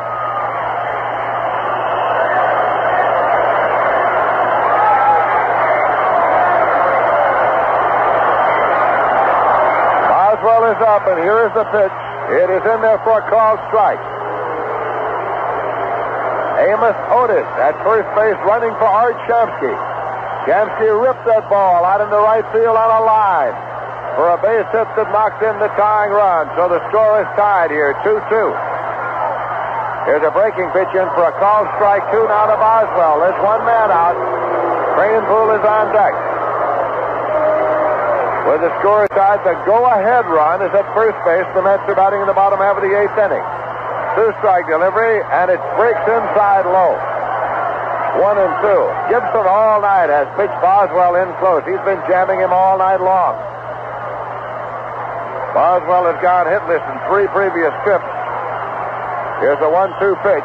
Swung on and looped out into deep short, and Maxfield goes back to make the catch. Retreating to first is Otis. We pause for station identification. This is the New York Mets Baseball Network. This is New York Mets baseball on WKAJ-FM 102.3, Saratoga Springs, New York. This is Lindsey Nelson with Bob Murphy and Ralph Kiner at Shea Stadium in New York. It's the Mets 2, the Cardinals 2, and Ed Cranepool is up now for the Mets. Cranepool's had 2 hits tonight. He's 2 for 3. Amos Otis running at first. Here's a pitch outside for a ball. It's 1-0. Joe Horner gets up to join Mudcat Grant now in the Cardinal bullpen. Joe Horner a left-hander, Mudcat Grant a right-hander. This is a 1-0 pitch to Cranepool. And it's in for a strike, 1-1. Amos Otis at first base bluffs a start. The guess is that Otis will stay in the ballgame in left field in place of Shamsky, for whom he is running. Here's a 1-1 pitch. Try to first base, and Otis is back safely. Cardinals 2 runs, 11 hits. The Mets 2 runs, 6 hits. Gibson sets up. Here's a swing and a fly ball to center.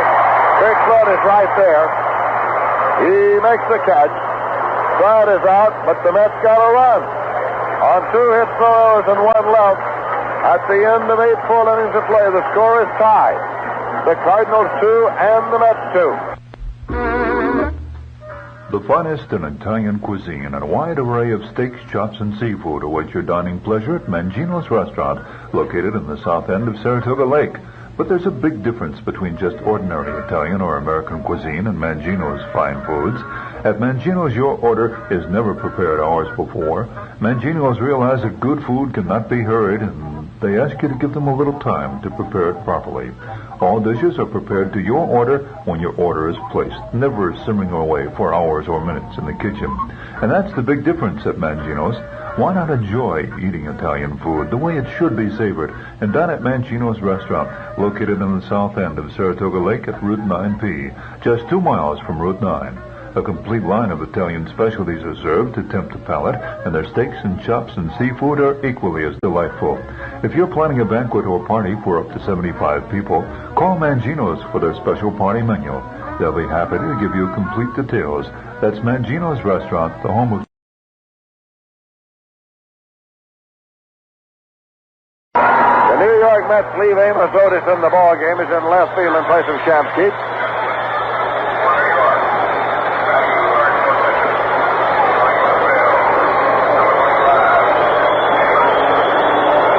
top half of the ninth inning, it is top of the batting order up for the St. Louis Cardinals, Lou Brock. Brock is 2 for 4 in this game tonight.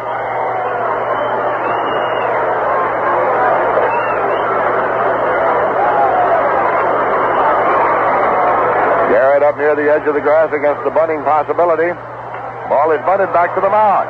McGraw has it, placed the crane pole in time to get Brock. He tried to bunt his way on.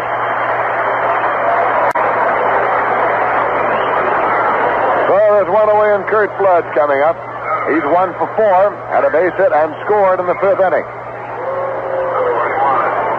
Jim McAndrew, who started for the Mets and pitched the first 7 innings, is off the hook now. He left the game as pitcher of record on the losing side, but now the score is tied 2-2. Pitchers of record are the pitchers in the ball game right now. Doug McGraw's pitch is in there for a called strike.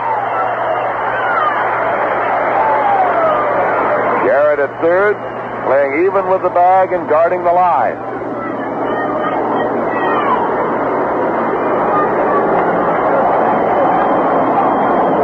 There's a swing and a drive into center. It is Agee coming in, and he pulls it out of the grass for the out. He pulled it right off the top of the grass for the out. Agee with a shoestringer. Looked for all the world as though that would be a base hit. And Agee came in, threw the glove down right to the top of the grass and fielded it cleanly for the out on the line drive. 2 away. That'll bring up Veda Pensa. He is 1 for 4. He doubled in the first inning. He was on an error by Boswell in the 5th inning. But apparently pulled the bat off the ball. It's out of the strike zone for ball 1.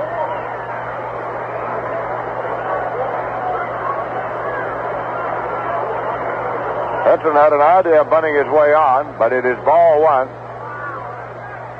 Now he does bunt the ball foul this time back over the screen.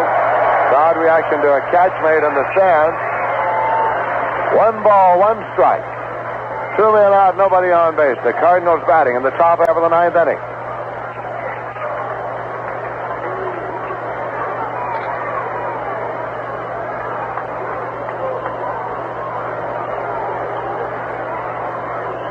Here's a 1-1 pitch.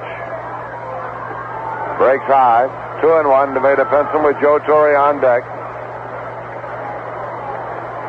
If you want to look ahead to the bottom of the 9th, the Mets will be scheduled to send up Ron Swoboda, Jerry Grody, and Bud Harrelson.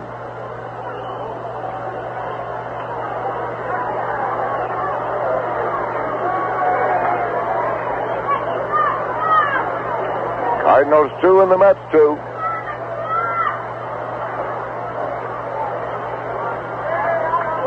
This is a 2-1 pitch to Veda Pensa. It's high. McGraw goes behind 3-1.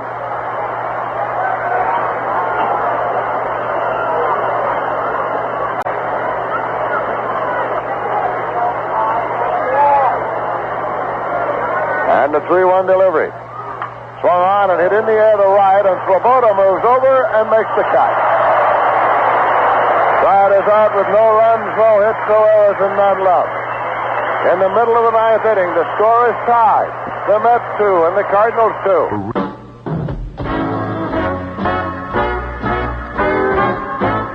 When you're building or buying a house, you naturally want your heating system to be clean, dependable, safe, and economical. That's why so many builders of quality homes specify oil heat. No competitive fuel heats cleaner than modern oil. Oil burners are expertly engineered, precision-built equipment. You can rely on them no matter how bad the weather, and here's why. Unlike other heating systems, your fuel supply is right at home when you use oil. You don't have to worry about service interruptions. Dawny Oil Corporation, your local Shell fuel oil dealer, will be happy to show you how little it costs to install a safe, reliable oil heating system in your home. They'll also explain how little it costs to keep your home comfortable and warm with clean, modern Shell heating oil. Call them today, 885-6224. That's 885-6224 for the Dawny Oil Corporation. Call today, 885-6224. Now the Mets come up here in the bottom half of the ninth inning, and the chant of Let's Go Mets from the Met fans. Ron Swoboda is facing Bob Gibson. Here's a pitch high for a ball. The Mets will try to pull it out in the bottom half of the ninth inning. Jerry Grody is on deck. Score tied 2-2. Gibson's pitch. And it's in for a called strike. It's 1-1.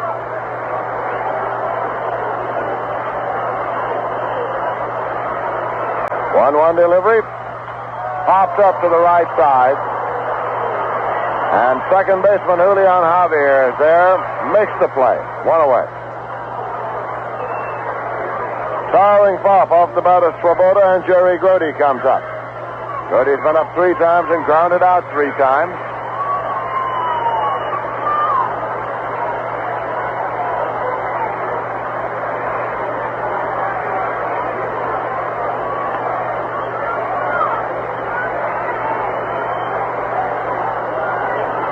Gibson takes a side from McCarver, and here's the pitch. Foul back off the screen, out of play.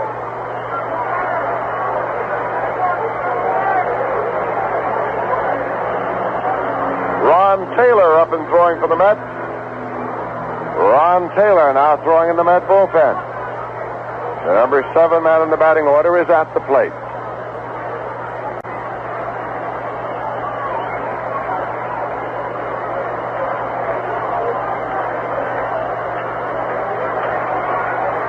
Gibson with the pitch, breaks inside. It's 1-1 now to Grody. And that's starting play tonight with a magic number of 2. Here's a 1-1 pitch. Foul back and out of play. It goes to 1-2 now to Grody. The Mets scored first here tonight when they got a run in the bottom of the third. But the Cardinals picked up 2 in the top of the 5th to go ahead. Mets tied it in the bottom of the 8th. And now batting in the bottom of the 9th.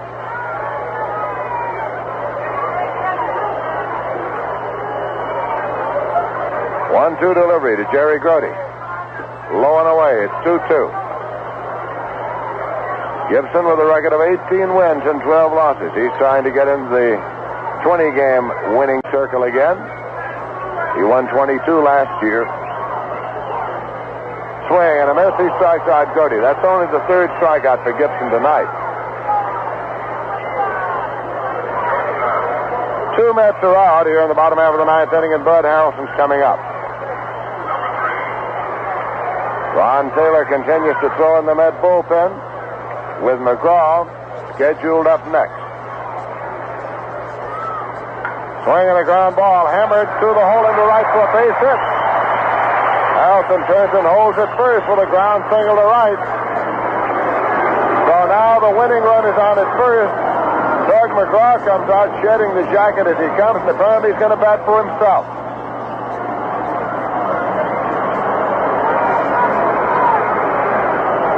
Doug McGraw will bat for himself. He's a right-hand batter, despite the fact that he's a left-hand pitcher.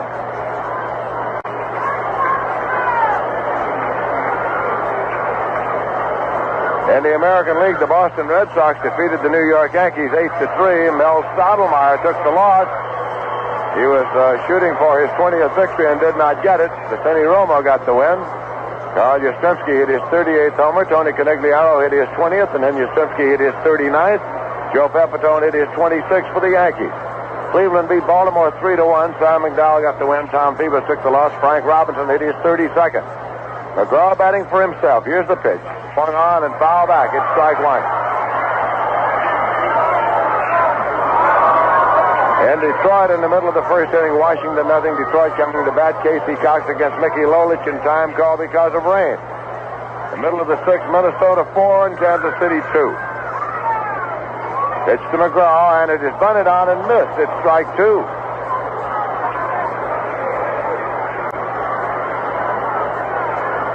So Gibson has a 2-strike count to McGraw. 2 men out, runner at first. Bottom half of the 9th inning, score tied 2-2. Here's the pitch. In there for a call, strike 3, so we'll be going into extra innings. McGraw called out on strikes. 4 strikeouts for Gibson. No runs are hit, no errors, and 1 man left. The end of 9 full innings of play, the score is tied. The Mets 2 and the Cardinals 2. Ladies and gentlemen, Mr. Harry Von Zell with a message from the Government Educational Foundation. When you buy a house or a car, you pretty much read every word in your mortgage papers or your order form.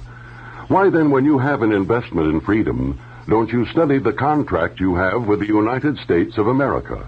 Every American is a contract citizen of the United States. We live under laws which we permit to be passed. We carry on our day-to-day activities under regulations and ordinances approved by our elected officials. But behind all of these statutes is a document many know about, but few have ever really studied, the Constitution of the United States. Here is your opportunity to get this living work without cost or obligation. For your copy of the United States Constitution, write to Law and Order, Box 1627, Washington, D.C., zip 20013. Law and Order, Washington, D.C., Box 1627, zip 20013.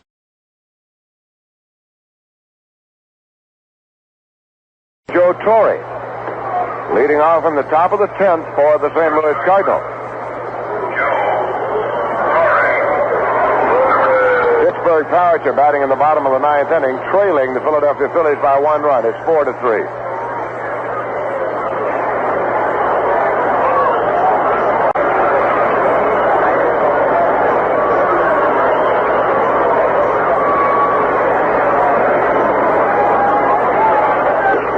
Pitch is high and tight for a ball.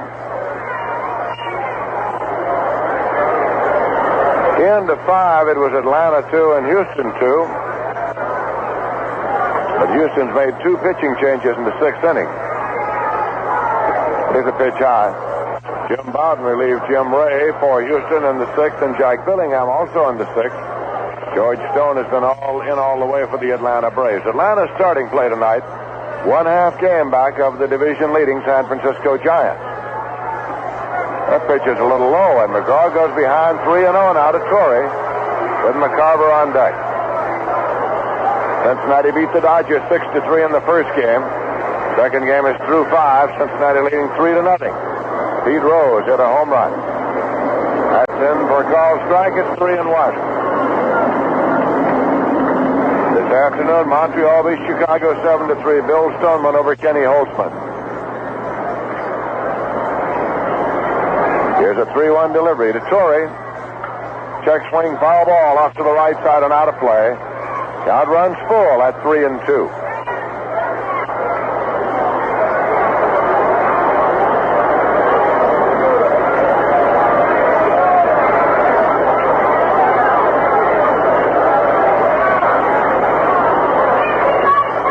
Pitch, foul back and out of play.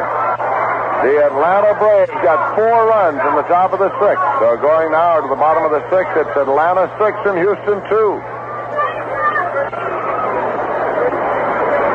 Right here, it's the Mets 2 and the Cardinals 2 in the top of the 10th. This is a payoff pitch. High fly ball to left field. Amos Otis is there. And he makes the catch. So there's one away, and that brings up Tim McCarver. Grounded out second to first, struck out, fly to center, and popped to short. McCarver's a left-hand batter.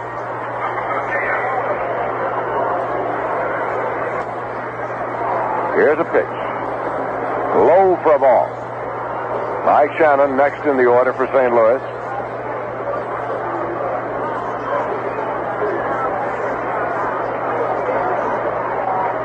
Delivery. Swung on and foul back. It's 1-1.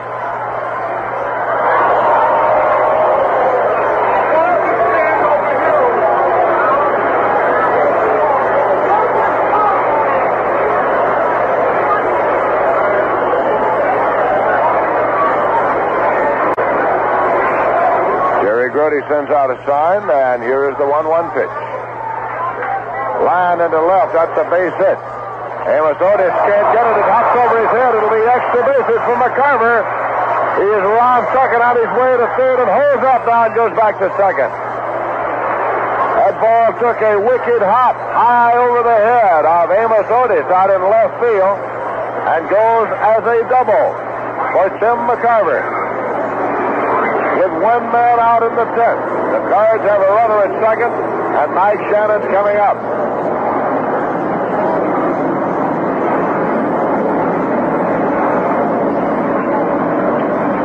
Shannon is 1 for 4. He's a right-hand batter. That would have been a solid single, but then took that hop and bounded high over the head of Otis in left field.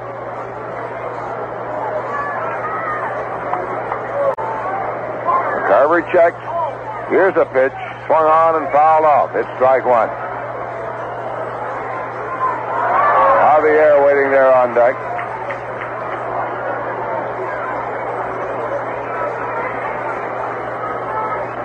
Umpire Andy Olson around to brush off the plate now. Cardinals 2 runs, 12 hits here tonight. The Mets 2 runs, 7 hits.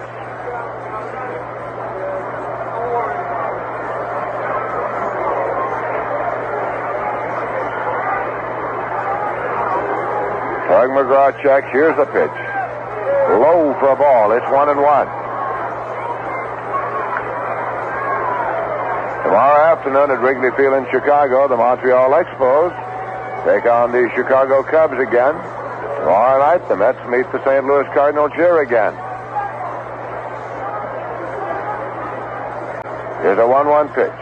Swung on, hit on the ground to third. Garrett comes up with it, looks the runner, throws to first in time, no advance. McCarver holds it second on the infield out, and Javier is coming up.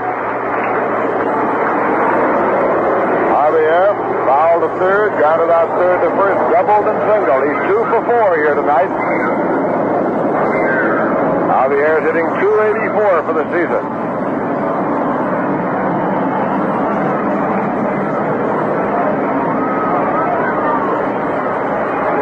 Jerry Grote out for a word with Tug McGraw.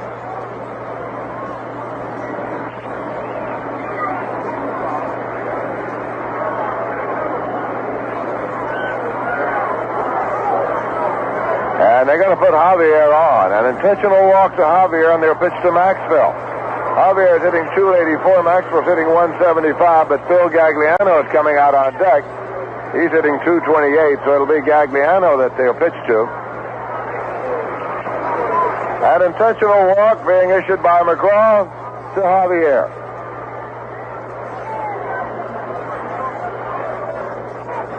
Ball 3, Phil Gagliano swinging about on deck. He's a right-hand batter. There it is outside. So Javier goes to first with the intentional walk. McCarver holds it second. There are 2 men out. Gagliano will bat for Maxwell.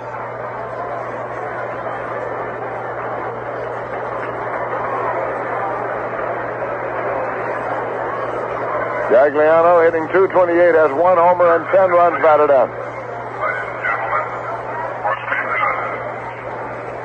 Batting for Maxwell, number 16, Phil Gagliano. Score tied 2-2. Cardinals batting in the 10th. Cardinal runners lead at first and second. McGraw off the stretch. Pitches hammered on the ground to third. Short hop by Garrett. He goes to the bag for the fourth, and the side is retired. So it's 4 runs, a hit, a walk, no errors, and 2 left. In the middle of the 10th inning, the score is tied. Cardinals 2 and the Mets 2. This is Commissioner Neil L. Moylan of the New York State Department of Commerce. The traveler who comes to New York from another state or another country and has a good time will go home and tell his friends about it. He becomes a Visit New York State salesman for us in his own state or country. And he'll come back himself. That's nice, but what's the point, you might say? Well, the point is that travel is a more than $3 billion a year business in New York State. It provides many jobs and brings in a lot of dollars. It's an important part of the state's economy. The traveler who has gone home happy undoubtedly enjoyed our many and varied vacation land attractions, but he also enjoyed the people he met.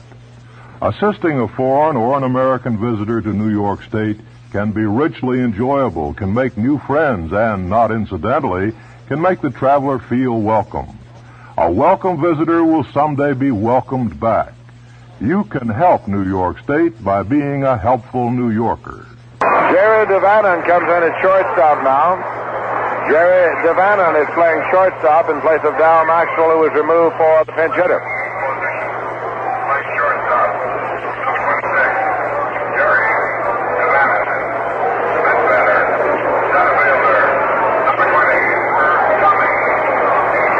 Top of the batting order up for the Mets, Tommy Agee to lead off here against Bob Gibson in the bottom of the 10th. There's a swing and a foul ball back and out of play. Agee had a leadoff base hit in the bottom of the 8th and later scored the tying run to keep this game alive for the New York Mets. Agee is 1 for 4 here tonight. Right-hand batter facing right-hand pitcher Bob Gibson. Mets trying now to pull it out in the bottom half of the 10th inning.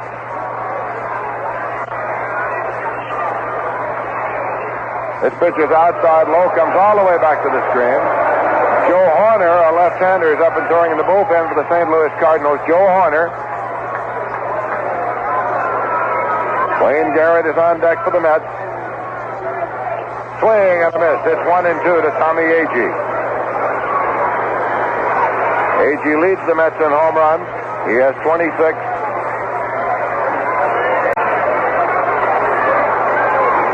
Here's a 1-2 pitch. Low for a ball, it's 2-2.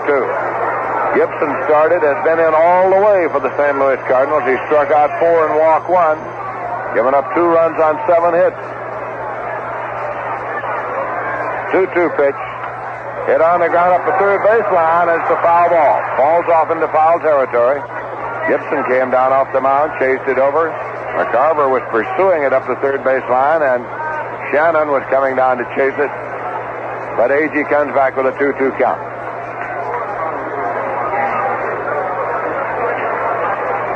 The Philadelphia Phillies have defeated the Pittsburgh Pirates by a score of 4-3. Grant Jackson gets his 14th win of the year. Bob Veal takes his 13th loss. He's 13-13. Bob Robertson homered in the 5th with nobody on, his first of the year. Here's a pitch swung on it on the ground, foul back of third, out of play.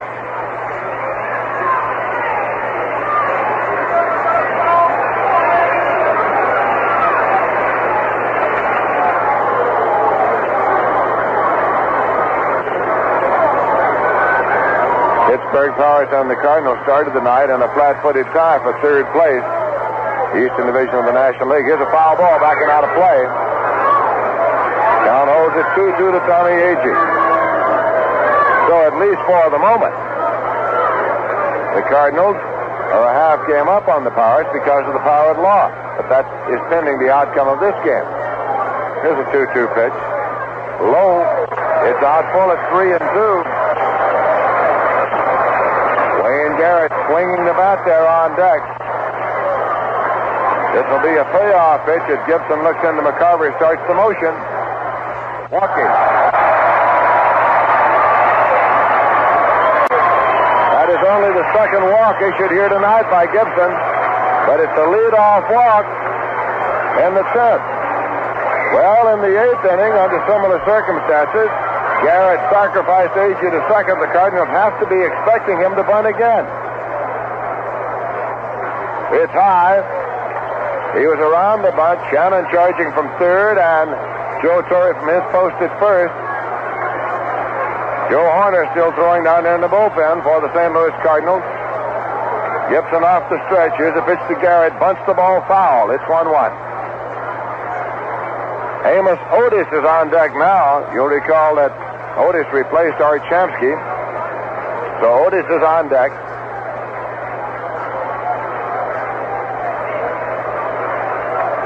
This will be a 1-1 delivery. Bunted on and missed. It's strike 2 now. 1-2 to Wayne Garrett. So let's see how manager Gil Hodges plays it here. Does he leave the sacrifice on? Does he take it off and let Garrett swing away? A deterrent to that decision is the possibility of a double play. Torrey is holding against Agee at first. This will be a 1-2 pitch. He squares, takes high. It was on, but he didn't offer when the pitch was out of the strike zone at 2-2. Now Garrett looks again at Eddie Yost to see if it's still on.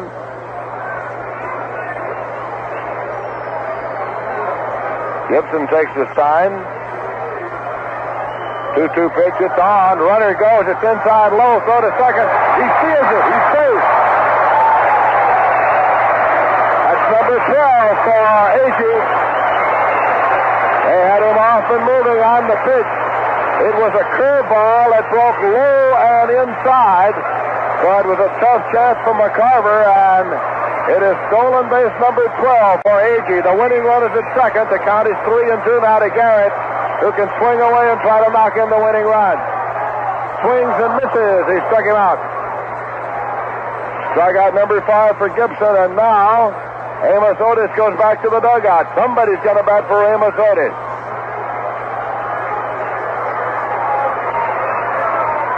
Boswell is on deck, but he is the next batter after whoever is going to bat, and it's going to be J.C. Martin.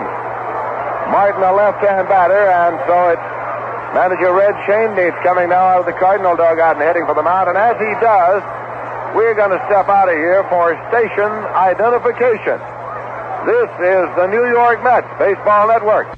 You're listening to New York Mets baseball from WKAJ-FM 102.3 on your FM dial in Saratoga Springs, New York. This is Lindsey Nelson with Ralph Kiner and Bob Murphy at Shea Stadium in New York. Left-hand batter J.C. Martin coming up here. Season's average of .216, 4 homers, and 21 runs batted in.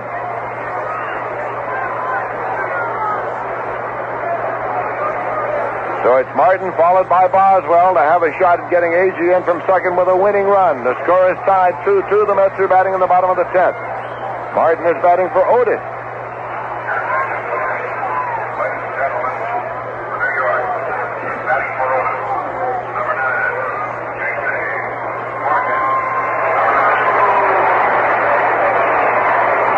Gibson works off the stretch, pitch to the left-hand batter. Fastball inside, it's ball 1. Martin backs out now.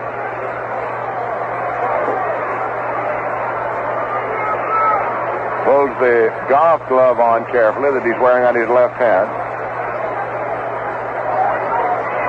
Now settles himself back into the batter's box.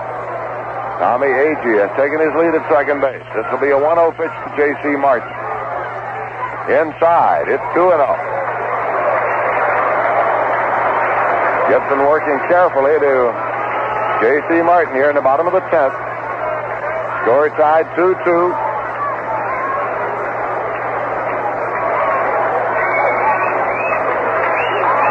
Now Martin's back in and waiting. This is a 2-0 delivery, and it's on the way. Swung on, hit on the ground, foul back to first, out of play. Solid smash, but in foul territory. So the count goes to 2-1 now to J.C. Martin. Mets made a bid in the bottom of the 9th. They're making a better bid here in the bottom of the 10th. They have the winning run at second base. Here's a 2-1 delivery. Hit in the air to center field. Flood is right there. Kurt Flood makes the catch. Agee holds at second, and it'll be Boswell up. So J.C. Martin batting for Amos Otis, slide out to center. 2 men out, and it's up to Kenny Boswell now. Boswell has gone 0 for 4 here tonight. Came into the game having hit safely in 10 of his last 11 games.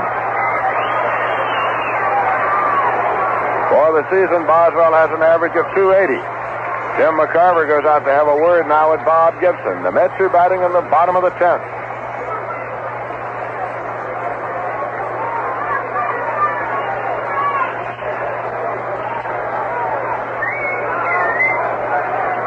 McCarver comes back behind the plate.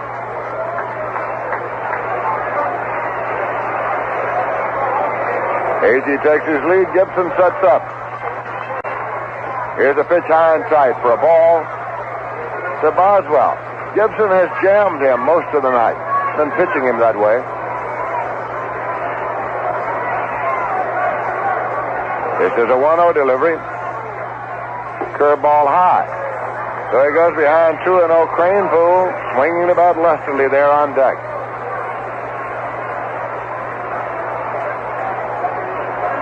2-0 delivery to Boswell. In there for a called strike. It's 2-1.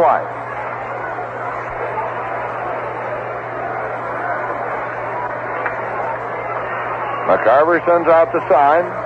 Gibson works 2-1. Way inside. He goes behind 3-1 now to Boswell.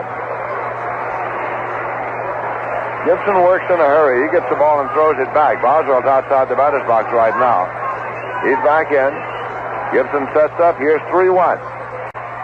Hit on the ground to first base. Joe Torre has it. Placed to Gibson, covering in time. And the side is retired. In the 10th, no runs, no hits. No errors, a walk, and one left. And at the end of 10 full innings of play, the score is the Cardinals 2 and the Mets 2.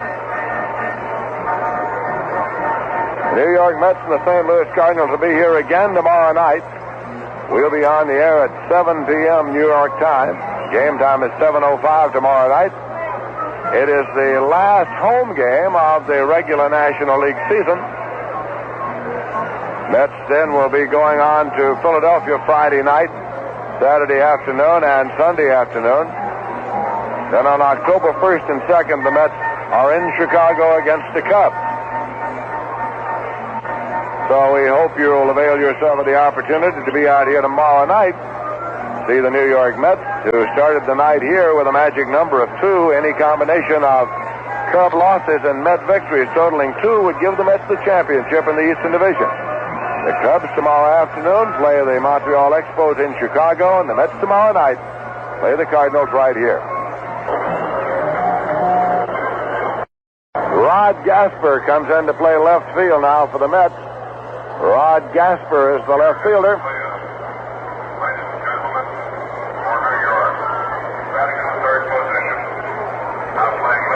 Pitcher Bob Gibson will lead off for the Cardinals here in the top of the 11th.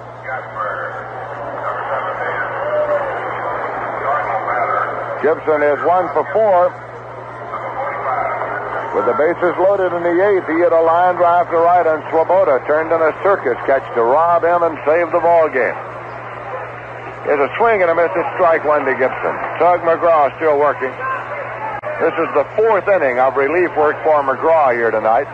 Gibson's been in all the way for the Cardinals. McAndrews started for the Mets and worked the first 7 innings. Here's a swing and a miss. Scrooge chased it low and away, and it is a 2-strike count now to Bob Gibson with Lou Brock waiting on deck.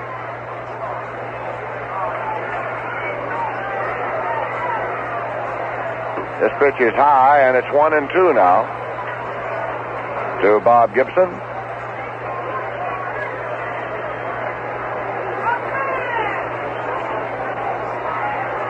One-two offering. Swung on and missed, struck him out. Second strikeout for McGraw.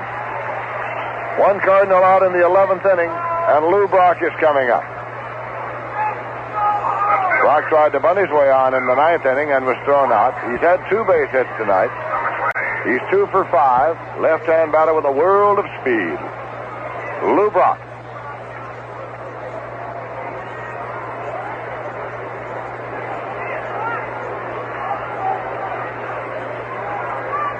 Brock has had 12 homers and 47 runs batted in this year. Swinging a foul ball to the left side, out of play. It's strike 1. Kurt Flood is next in the order for the Cardinals.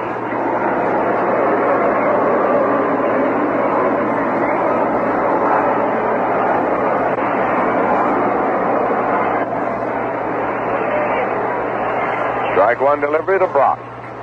It's high for a ball. It's 1-1.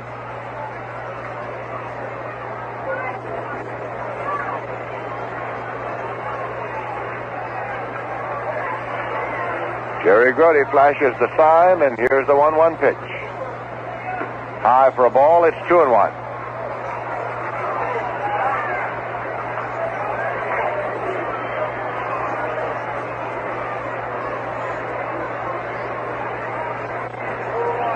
This will be a 2-1 pitch. Hit in the air to left field, and Rod Gasper's there. He makes the catch. away, and Kurt Flood will be the batter. Flood is 1 for 5.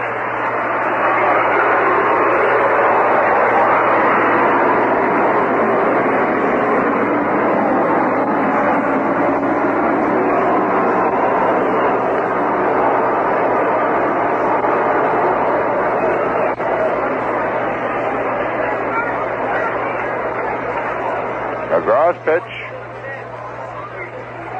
Check swing. It's low in the dirt, and it's ball 1. Flood started to go and laid off. Veda Pinson's on deck. Cardinals 2, the Mets 2. Now 1-0 delivery. And it's a little low. 2-0 as again Flood started to go and lay it off.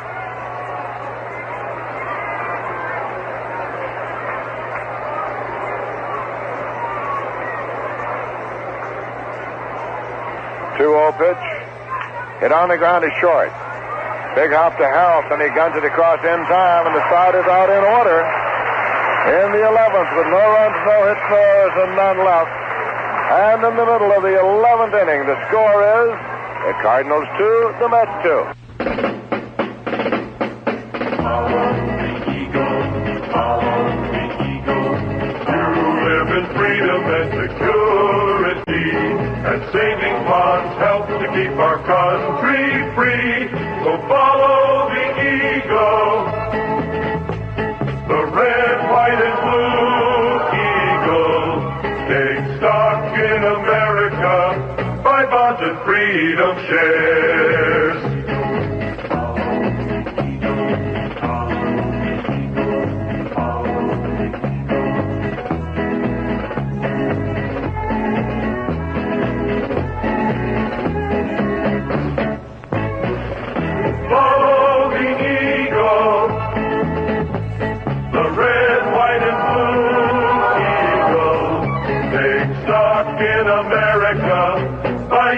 Saving bonds.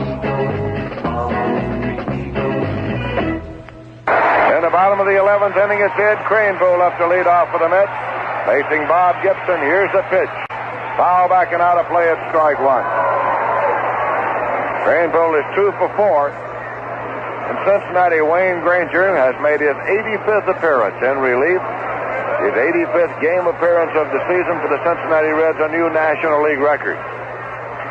There's a swing and a fly ball to left center field. Lou Brock is over. Kurt Flood is there. Brock calls and makes the catch. 1 away, and Ron Swoboda's coming up. He's 1 for 4. The old record was Ted Abernathy's 84 games. The Major League record is Wilbur Wood's 86 games in the American League last year for the White Sox. Granger replaced Arrigo in the 7th inning, with Cincinnati leading 4-0 over the Dodgers. Pitch to Swoboda is in for a strike.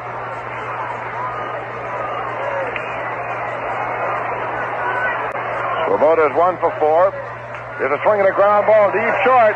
Backhanded by Devon and throw to first, and he is safe at first base. Throw was high, and Torrey had to go up into the air. It's a base hit for Swoboda.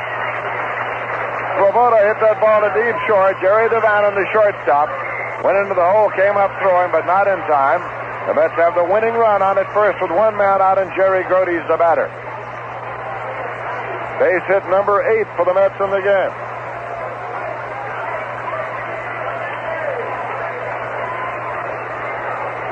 Grody's gone 0 for 4. He's a right-hand batter. And there's a ball off the glove of Javier at second base out into right field. Picked up out there by Pinson and played back, runners at first and second. A hard smash off the glove of second baseman Javier, continuing on out into right field. Swoboda moves to second base. Grody's on at first base. It is a base hit. Now it's Harrelson coming up with runners at first and second and 1 man out.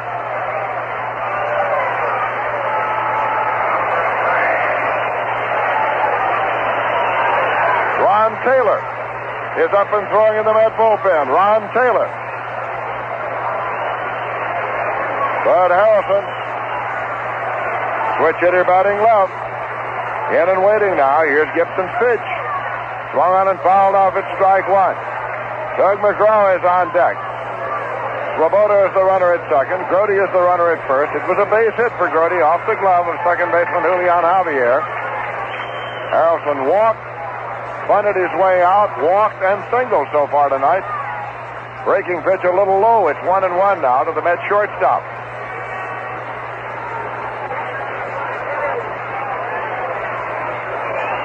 This will be a 1-1 delivery. Runners leading first and second. Swung on and missed. Gibson took a lot off of that one. Had Harrelson out in front. It's 1-2. The Mets have 9 hits now off Gibson. Cardinals have 12 off McAndrew and McGraw. The winning run is represented by Swoboda at second. Grody's on at first. One away. Here's a 1-2 pitch. Land into left center field for a base hit. Swoboda's rounding third, coming home. Here's Flood throw, and he is safe. The ball game is over. The ball game is over. The Mets win it by a score of 3-2 on Bud Harrelson single. Bud Harrelson singled in the winning run. Kurt Flood came up throwing, but he was not in time to get Swoboda sliding at the plate, and the Mets have won it in 11 innings. The New York Mets magic number is 1. The Mets magic number is 1. One Met victory or one Chicago Cub loss will give the Mets the championship in the Eastern Division of the National League. That was a solid line drive hit by Bud Harrelson over the head of shortstop Jerry DeVannen out into left center field. Kurt Flood, who was playing a shallow center, came up throwing, but Swoboda hit the dirt at the plate and was in without a tag for the run that wins the ball game for the Mets in 11 innings by a score of 3-2. Doug McGraw gets his 9th win, and Bob Gibson takes his 13th loss. So the New York Mets have now won 95 games. They take a lead of 6 full games over the Chicago Cubs, and the Cubs and the Mets have 6 to play. So the magic number is 1. The magic number is 1. The worst the Mets can possibly do now is tie for the division championship. If they lost all 6 remaining games, they would still get a tie for the division championship. One Met victory, one Cub loss would give the Mets the championship in the Eastern Division. And it was some kind of a ball game here tonight at Shea Stadium. It was Jim McAndrew starting against Bob Gibson. Gibson, with 18 victories, was looking for his 20th. And the New York Mets scored first. In the bottom half of the third inning, Bud Harrelson drew a walk. He went to second on Tommy Agee's infield out, and Wayne Garrett singled to right, scoring Tommy Agee. That run held up until the top half of the 5th inning, when with 2 men out, Lou Brock legged out an infield hit off McAndrew. Kurt Flood singled to left field. Then Veda Pinson came up, hit a ground ball between first and second. Cranepool made a move for it, moved across in front of Boswell. The ball kicked off Boswell's glove out into right field, and the Cardinals had a run, so it was a 1-1 ball game. Then Joe Torre singled off the leg of McAndrew, a hard smash to the mound. It kicked off the shin of McAndrew over toward the third baseline, and that knocked in the go-ahead run. So the Cardinals led it by a score of 2-1. The New York Mets, in the bottom half of the 8th inning, tied it up when Agee had a leadoff single. He was sacrificed to second by Wayne Garrett. Art Shamsky singled him home, and so the Mets were back in the ballgame. Tug McGraw had relieved Jim McAndrew after 7 innings, and so now McAndrew was off the hook, and the game proceeded until the bottom half of the 11th inning, when with 1 man out, Ron Swoboda legged out a base hit to short. Then Jerry Grody had an infield hit, putting runners at first and second. Bud Harrelson slammed a line drive over the head of shortstop Jerry DeVannen that scored. Ron Swoboda from second.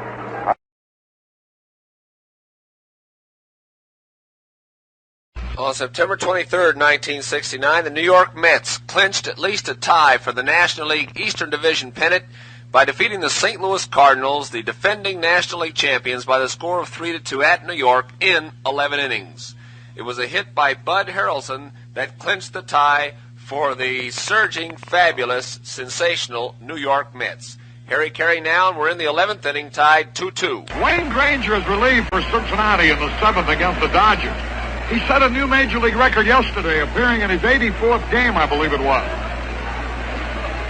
He tied the record, and today he just set a new one. Here's the pitch. Cranepool is a high fly ball, left center. It'll be caught. Brock is there waiting, and he has it. Cranepool flies to Brock. Here's Swoboda, 1 out of 4. There's a ground ball. Nice play by Devan, and long throw. Save! He pulled Torrey off the bat. Now the stretch. The pitch. There's a line smash. Base hit. Past Javier. Here's Swoboda holding up at second base. A low line drive. Javier went to his left. The ball skipped off his glove. Another scratch hit. Here's Buddy Harrelson now. Runners at first and second, one away.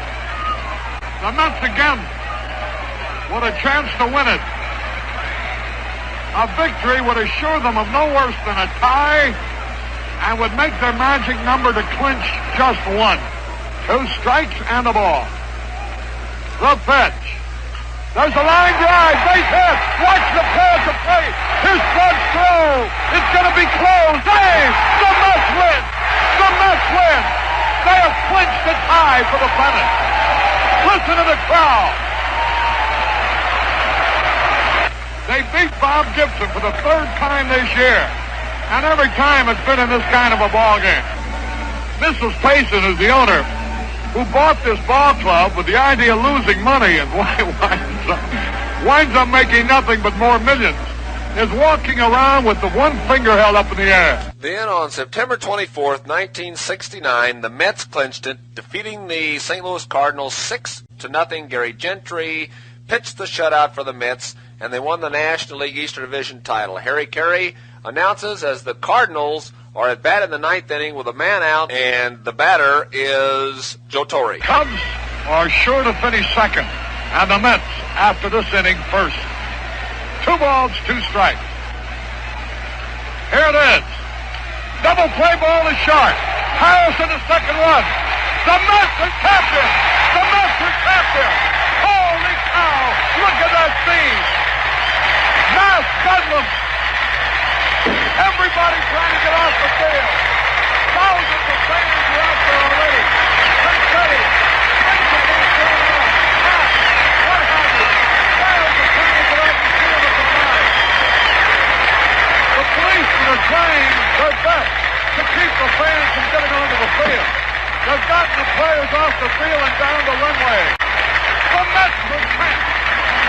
The New York Mets. Casey Stengel out in Glendale, California, take the ball. And I can't imagine a happier sight unless it be peace in Vietnam tonight. And all our boys back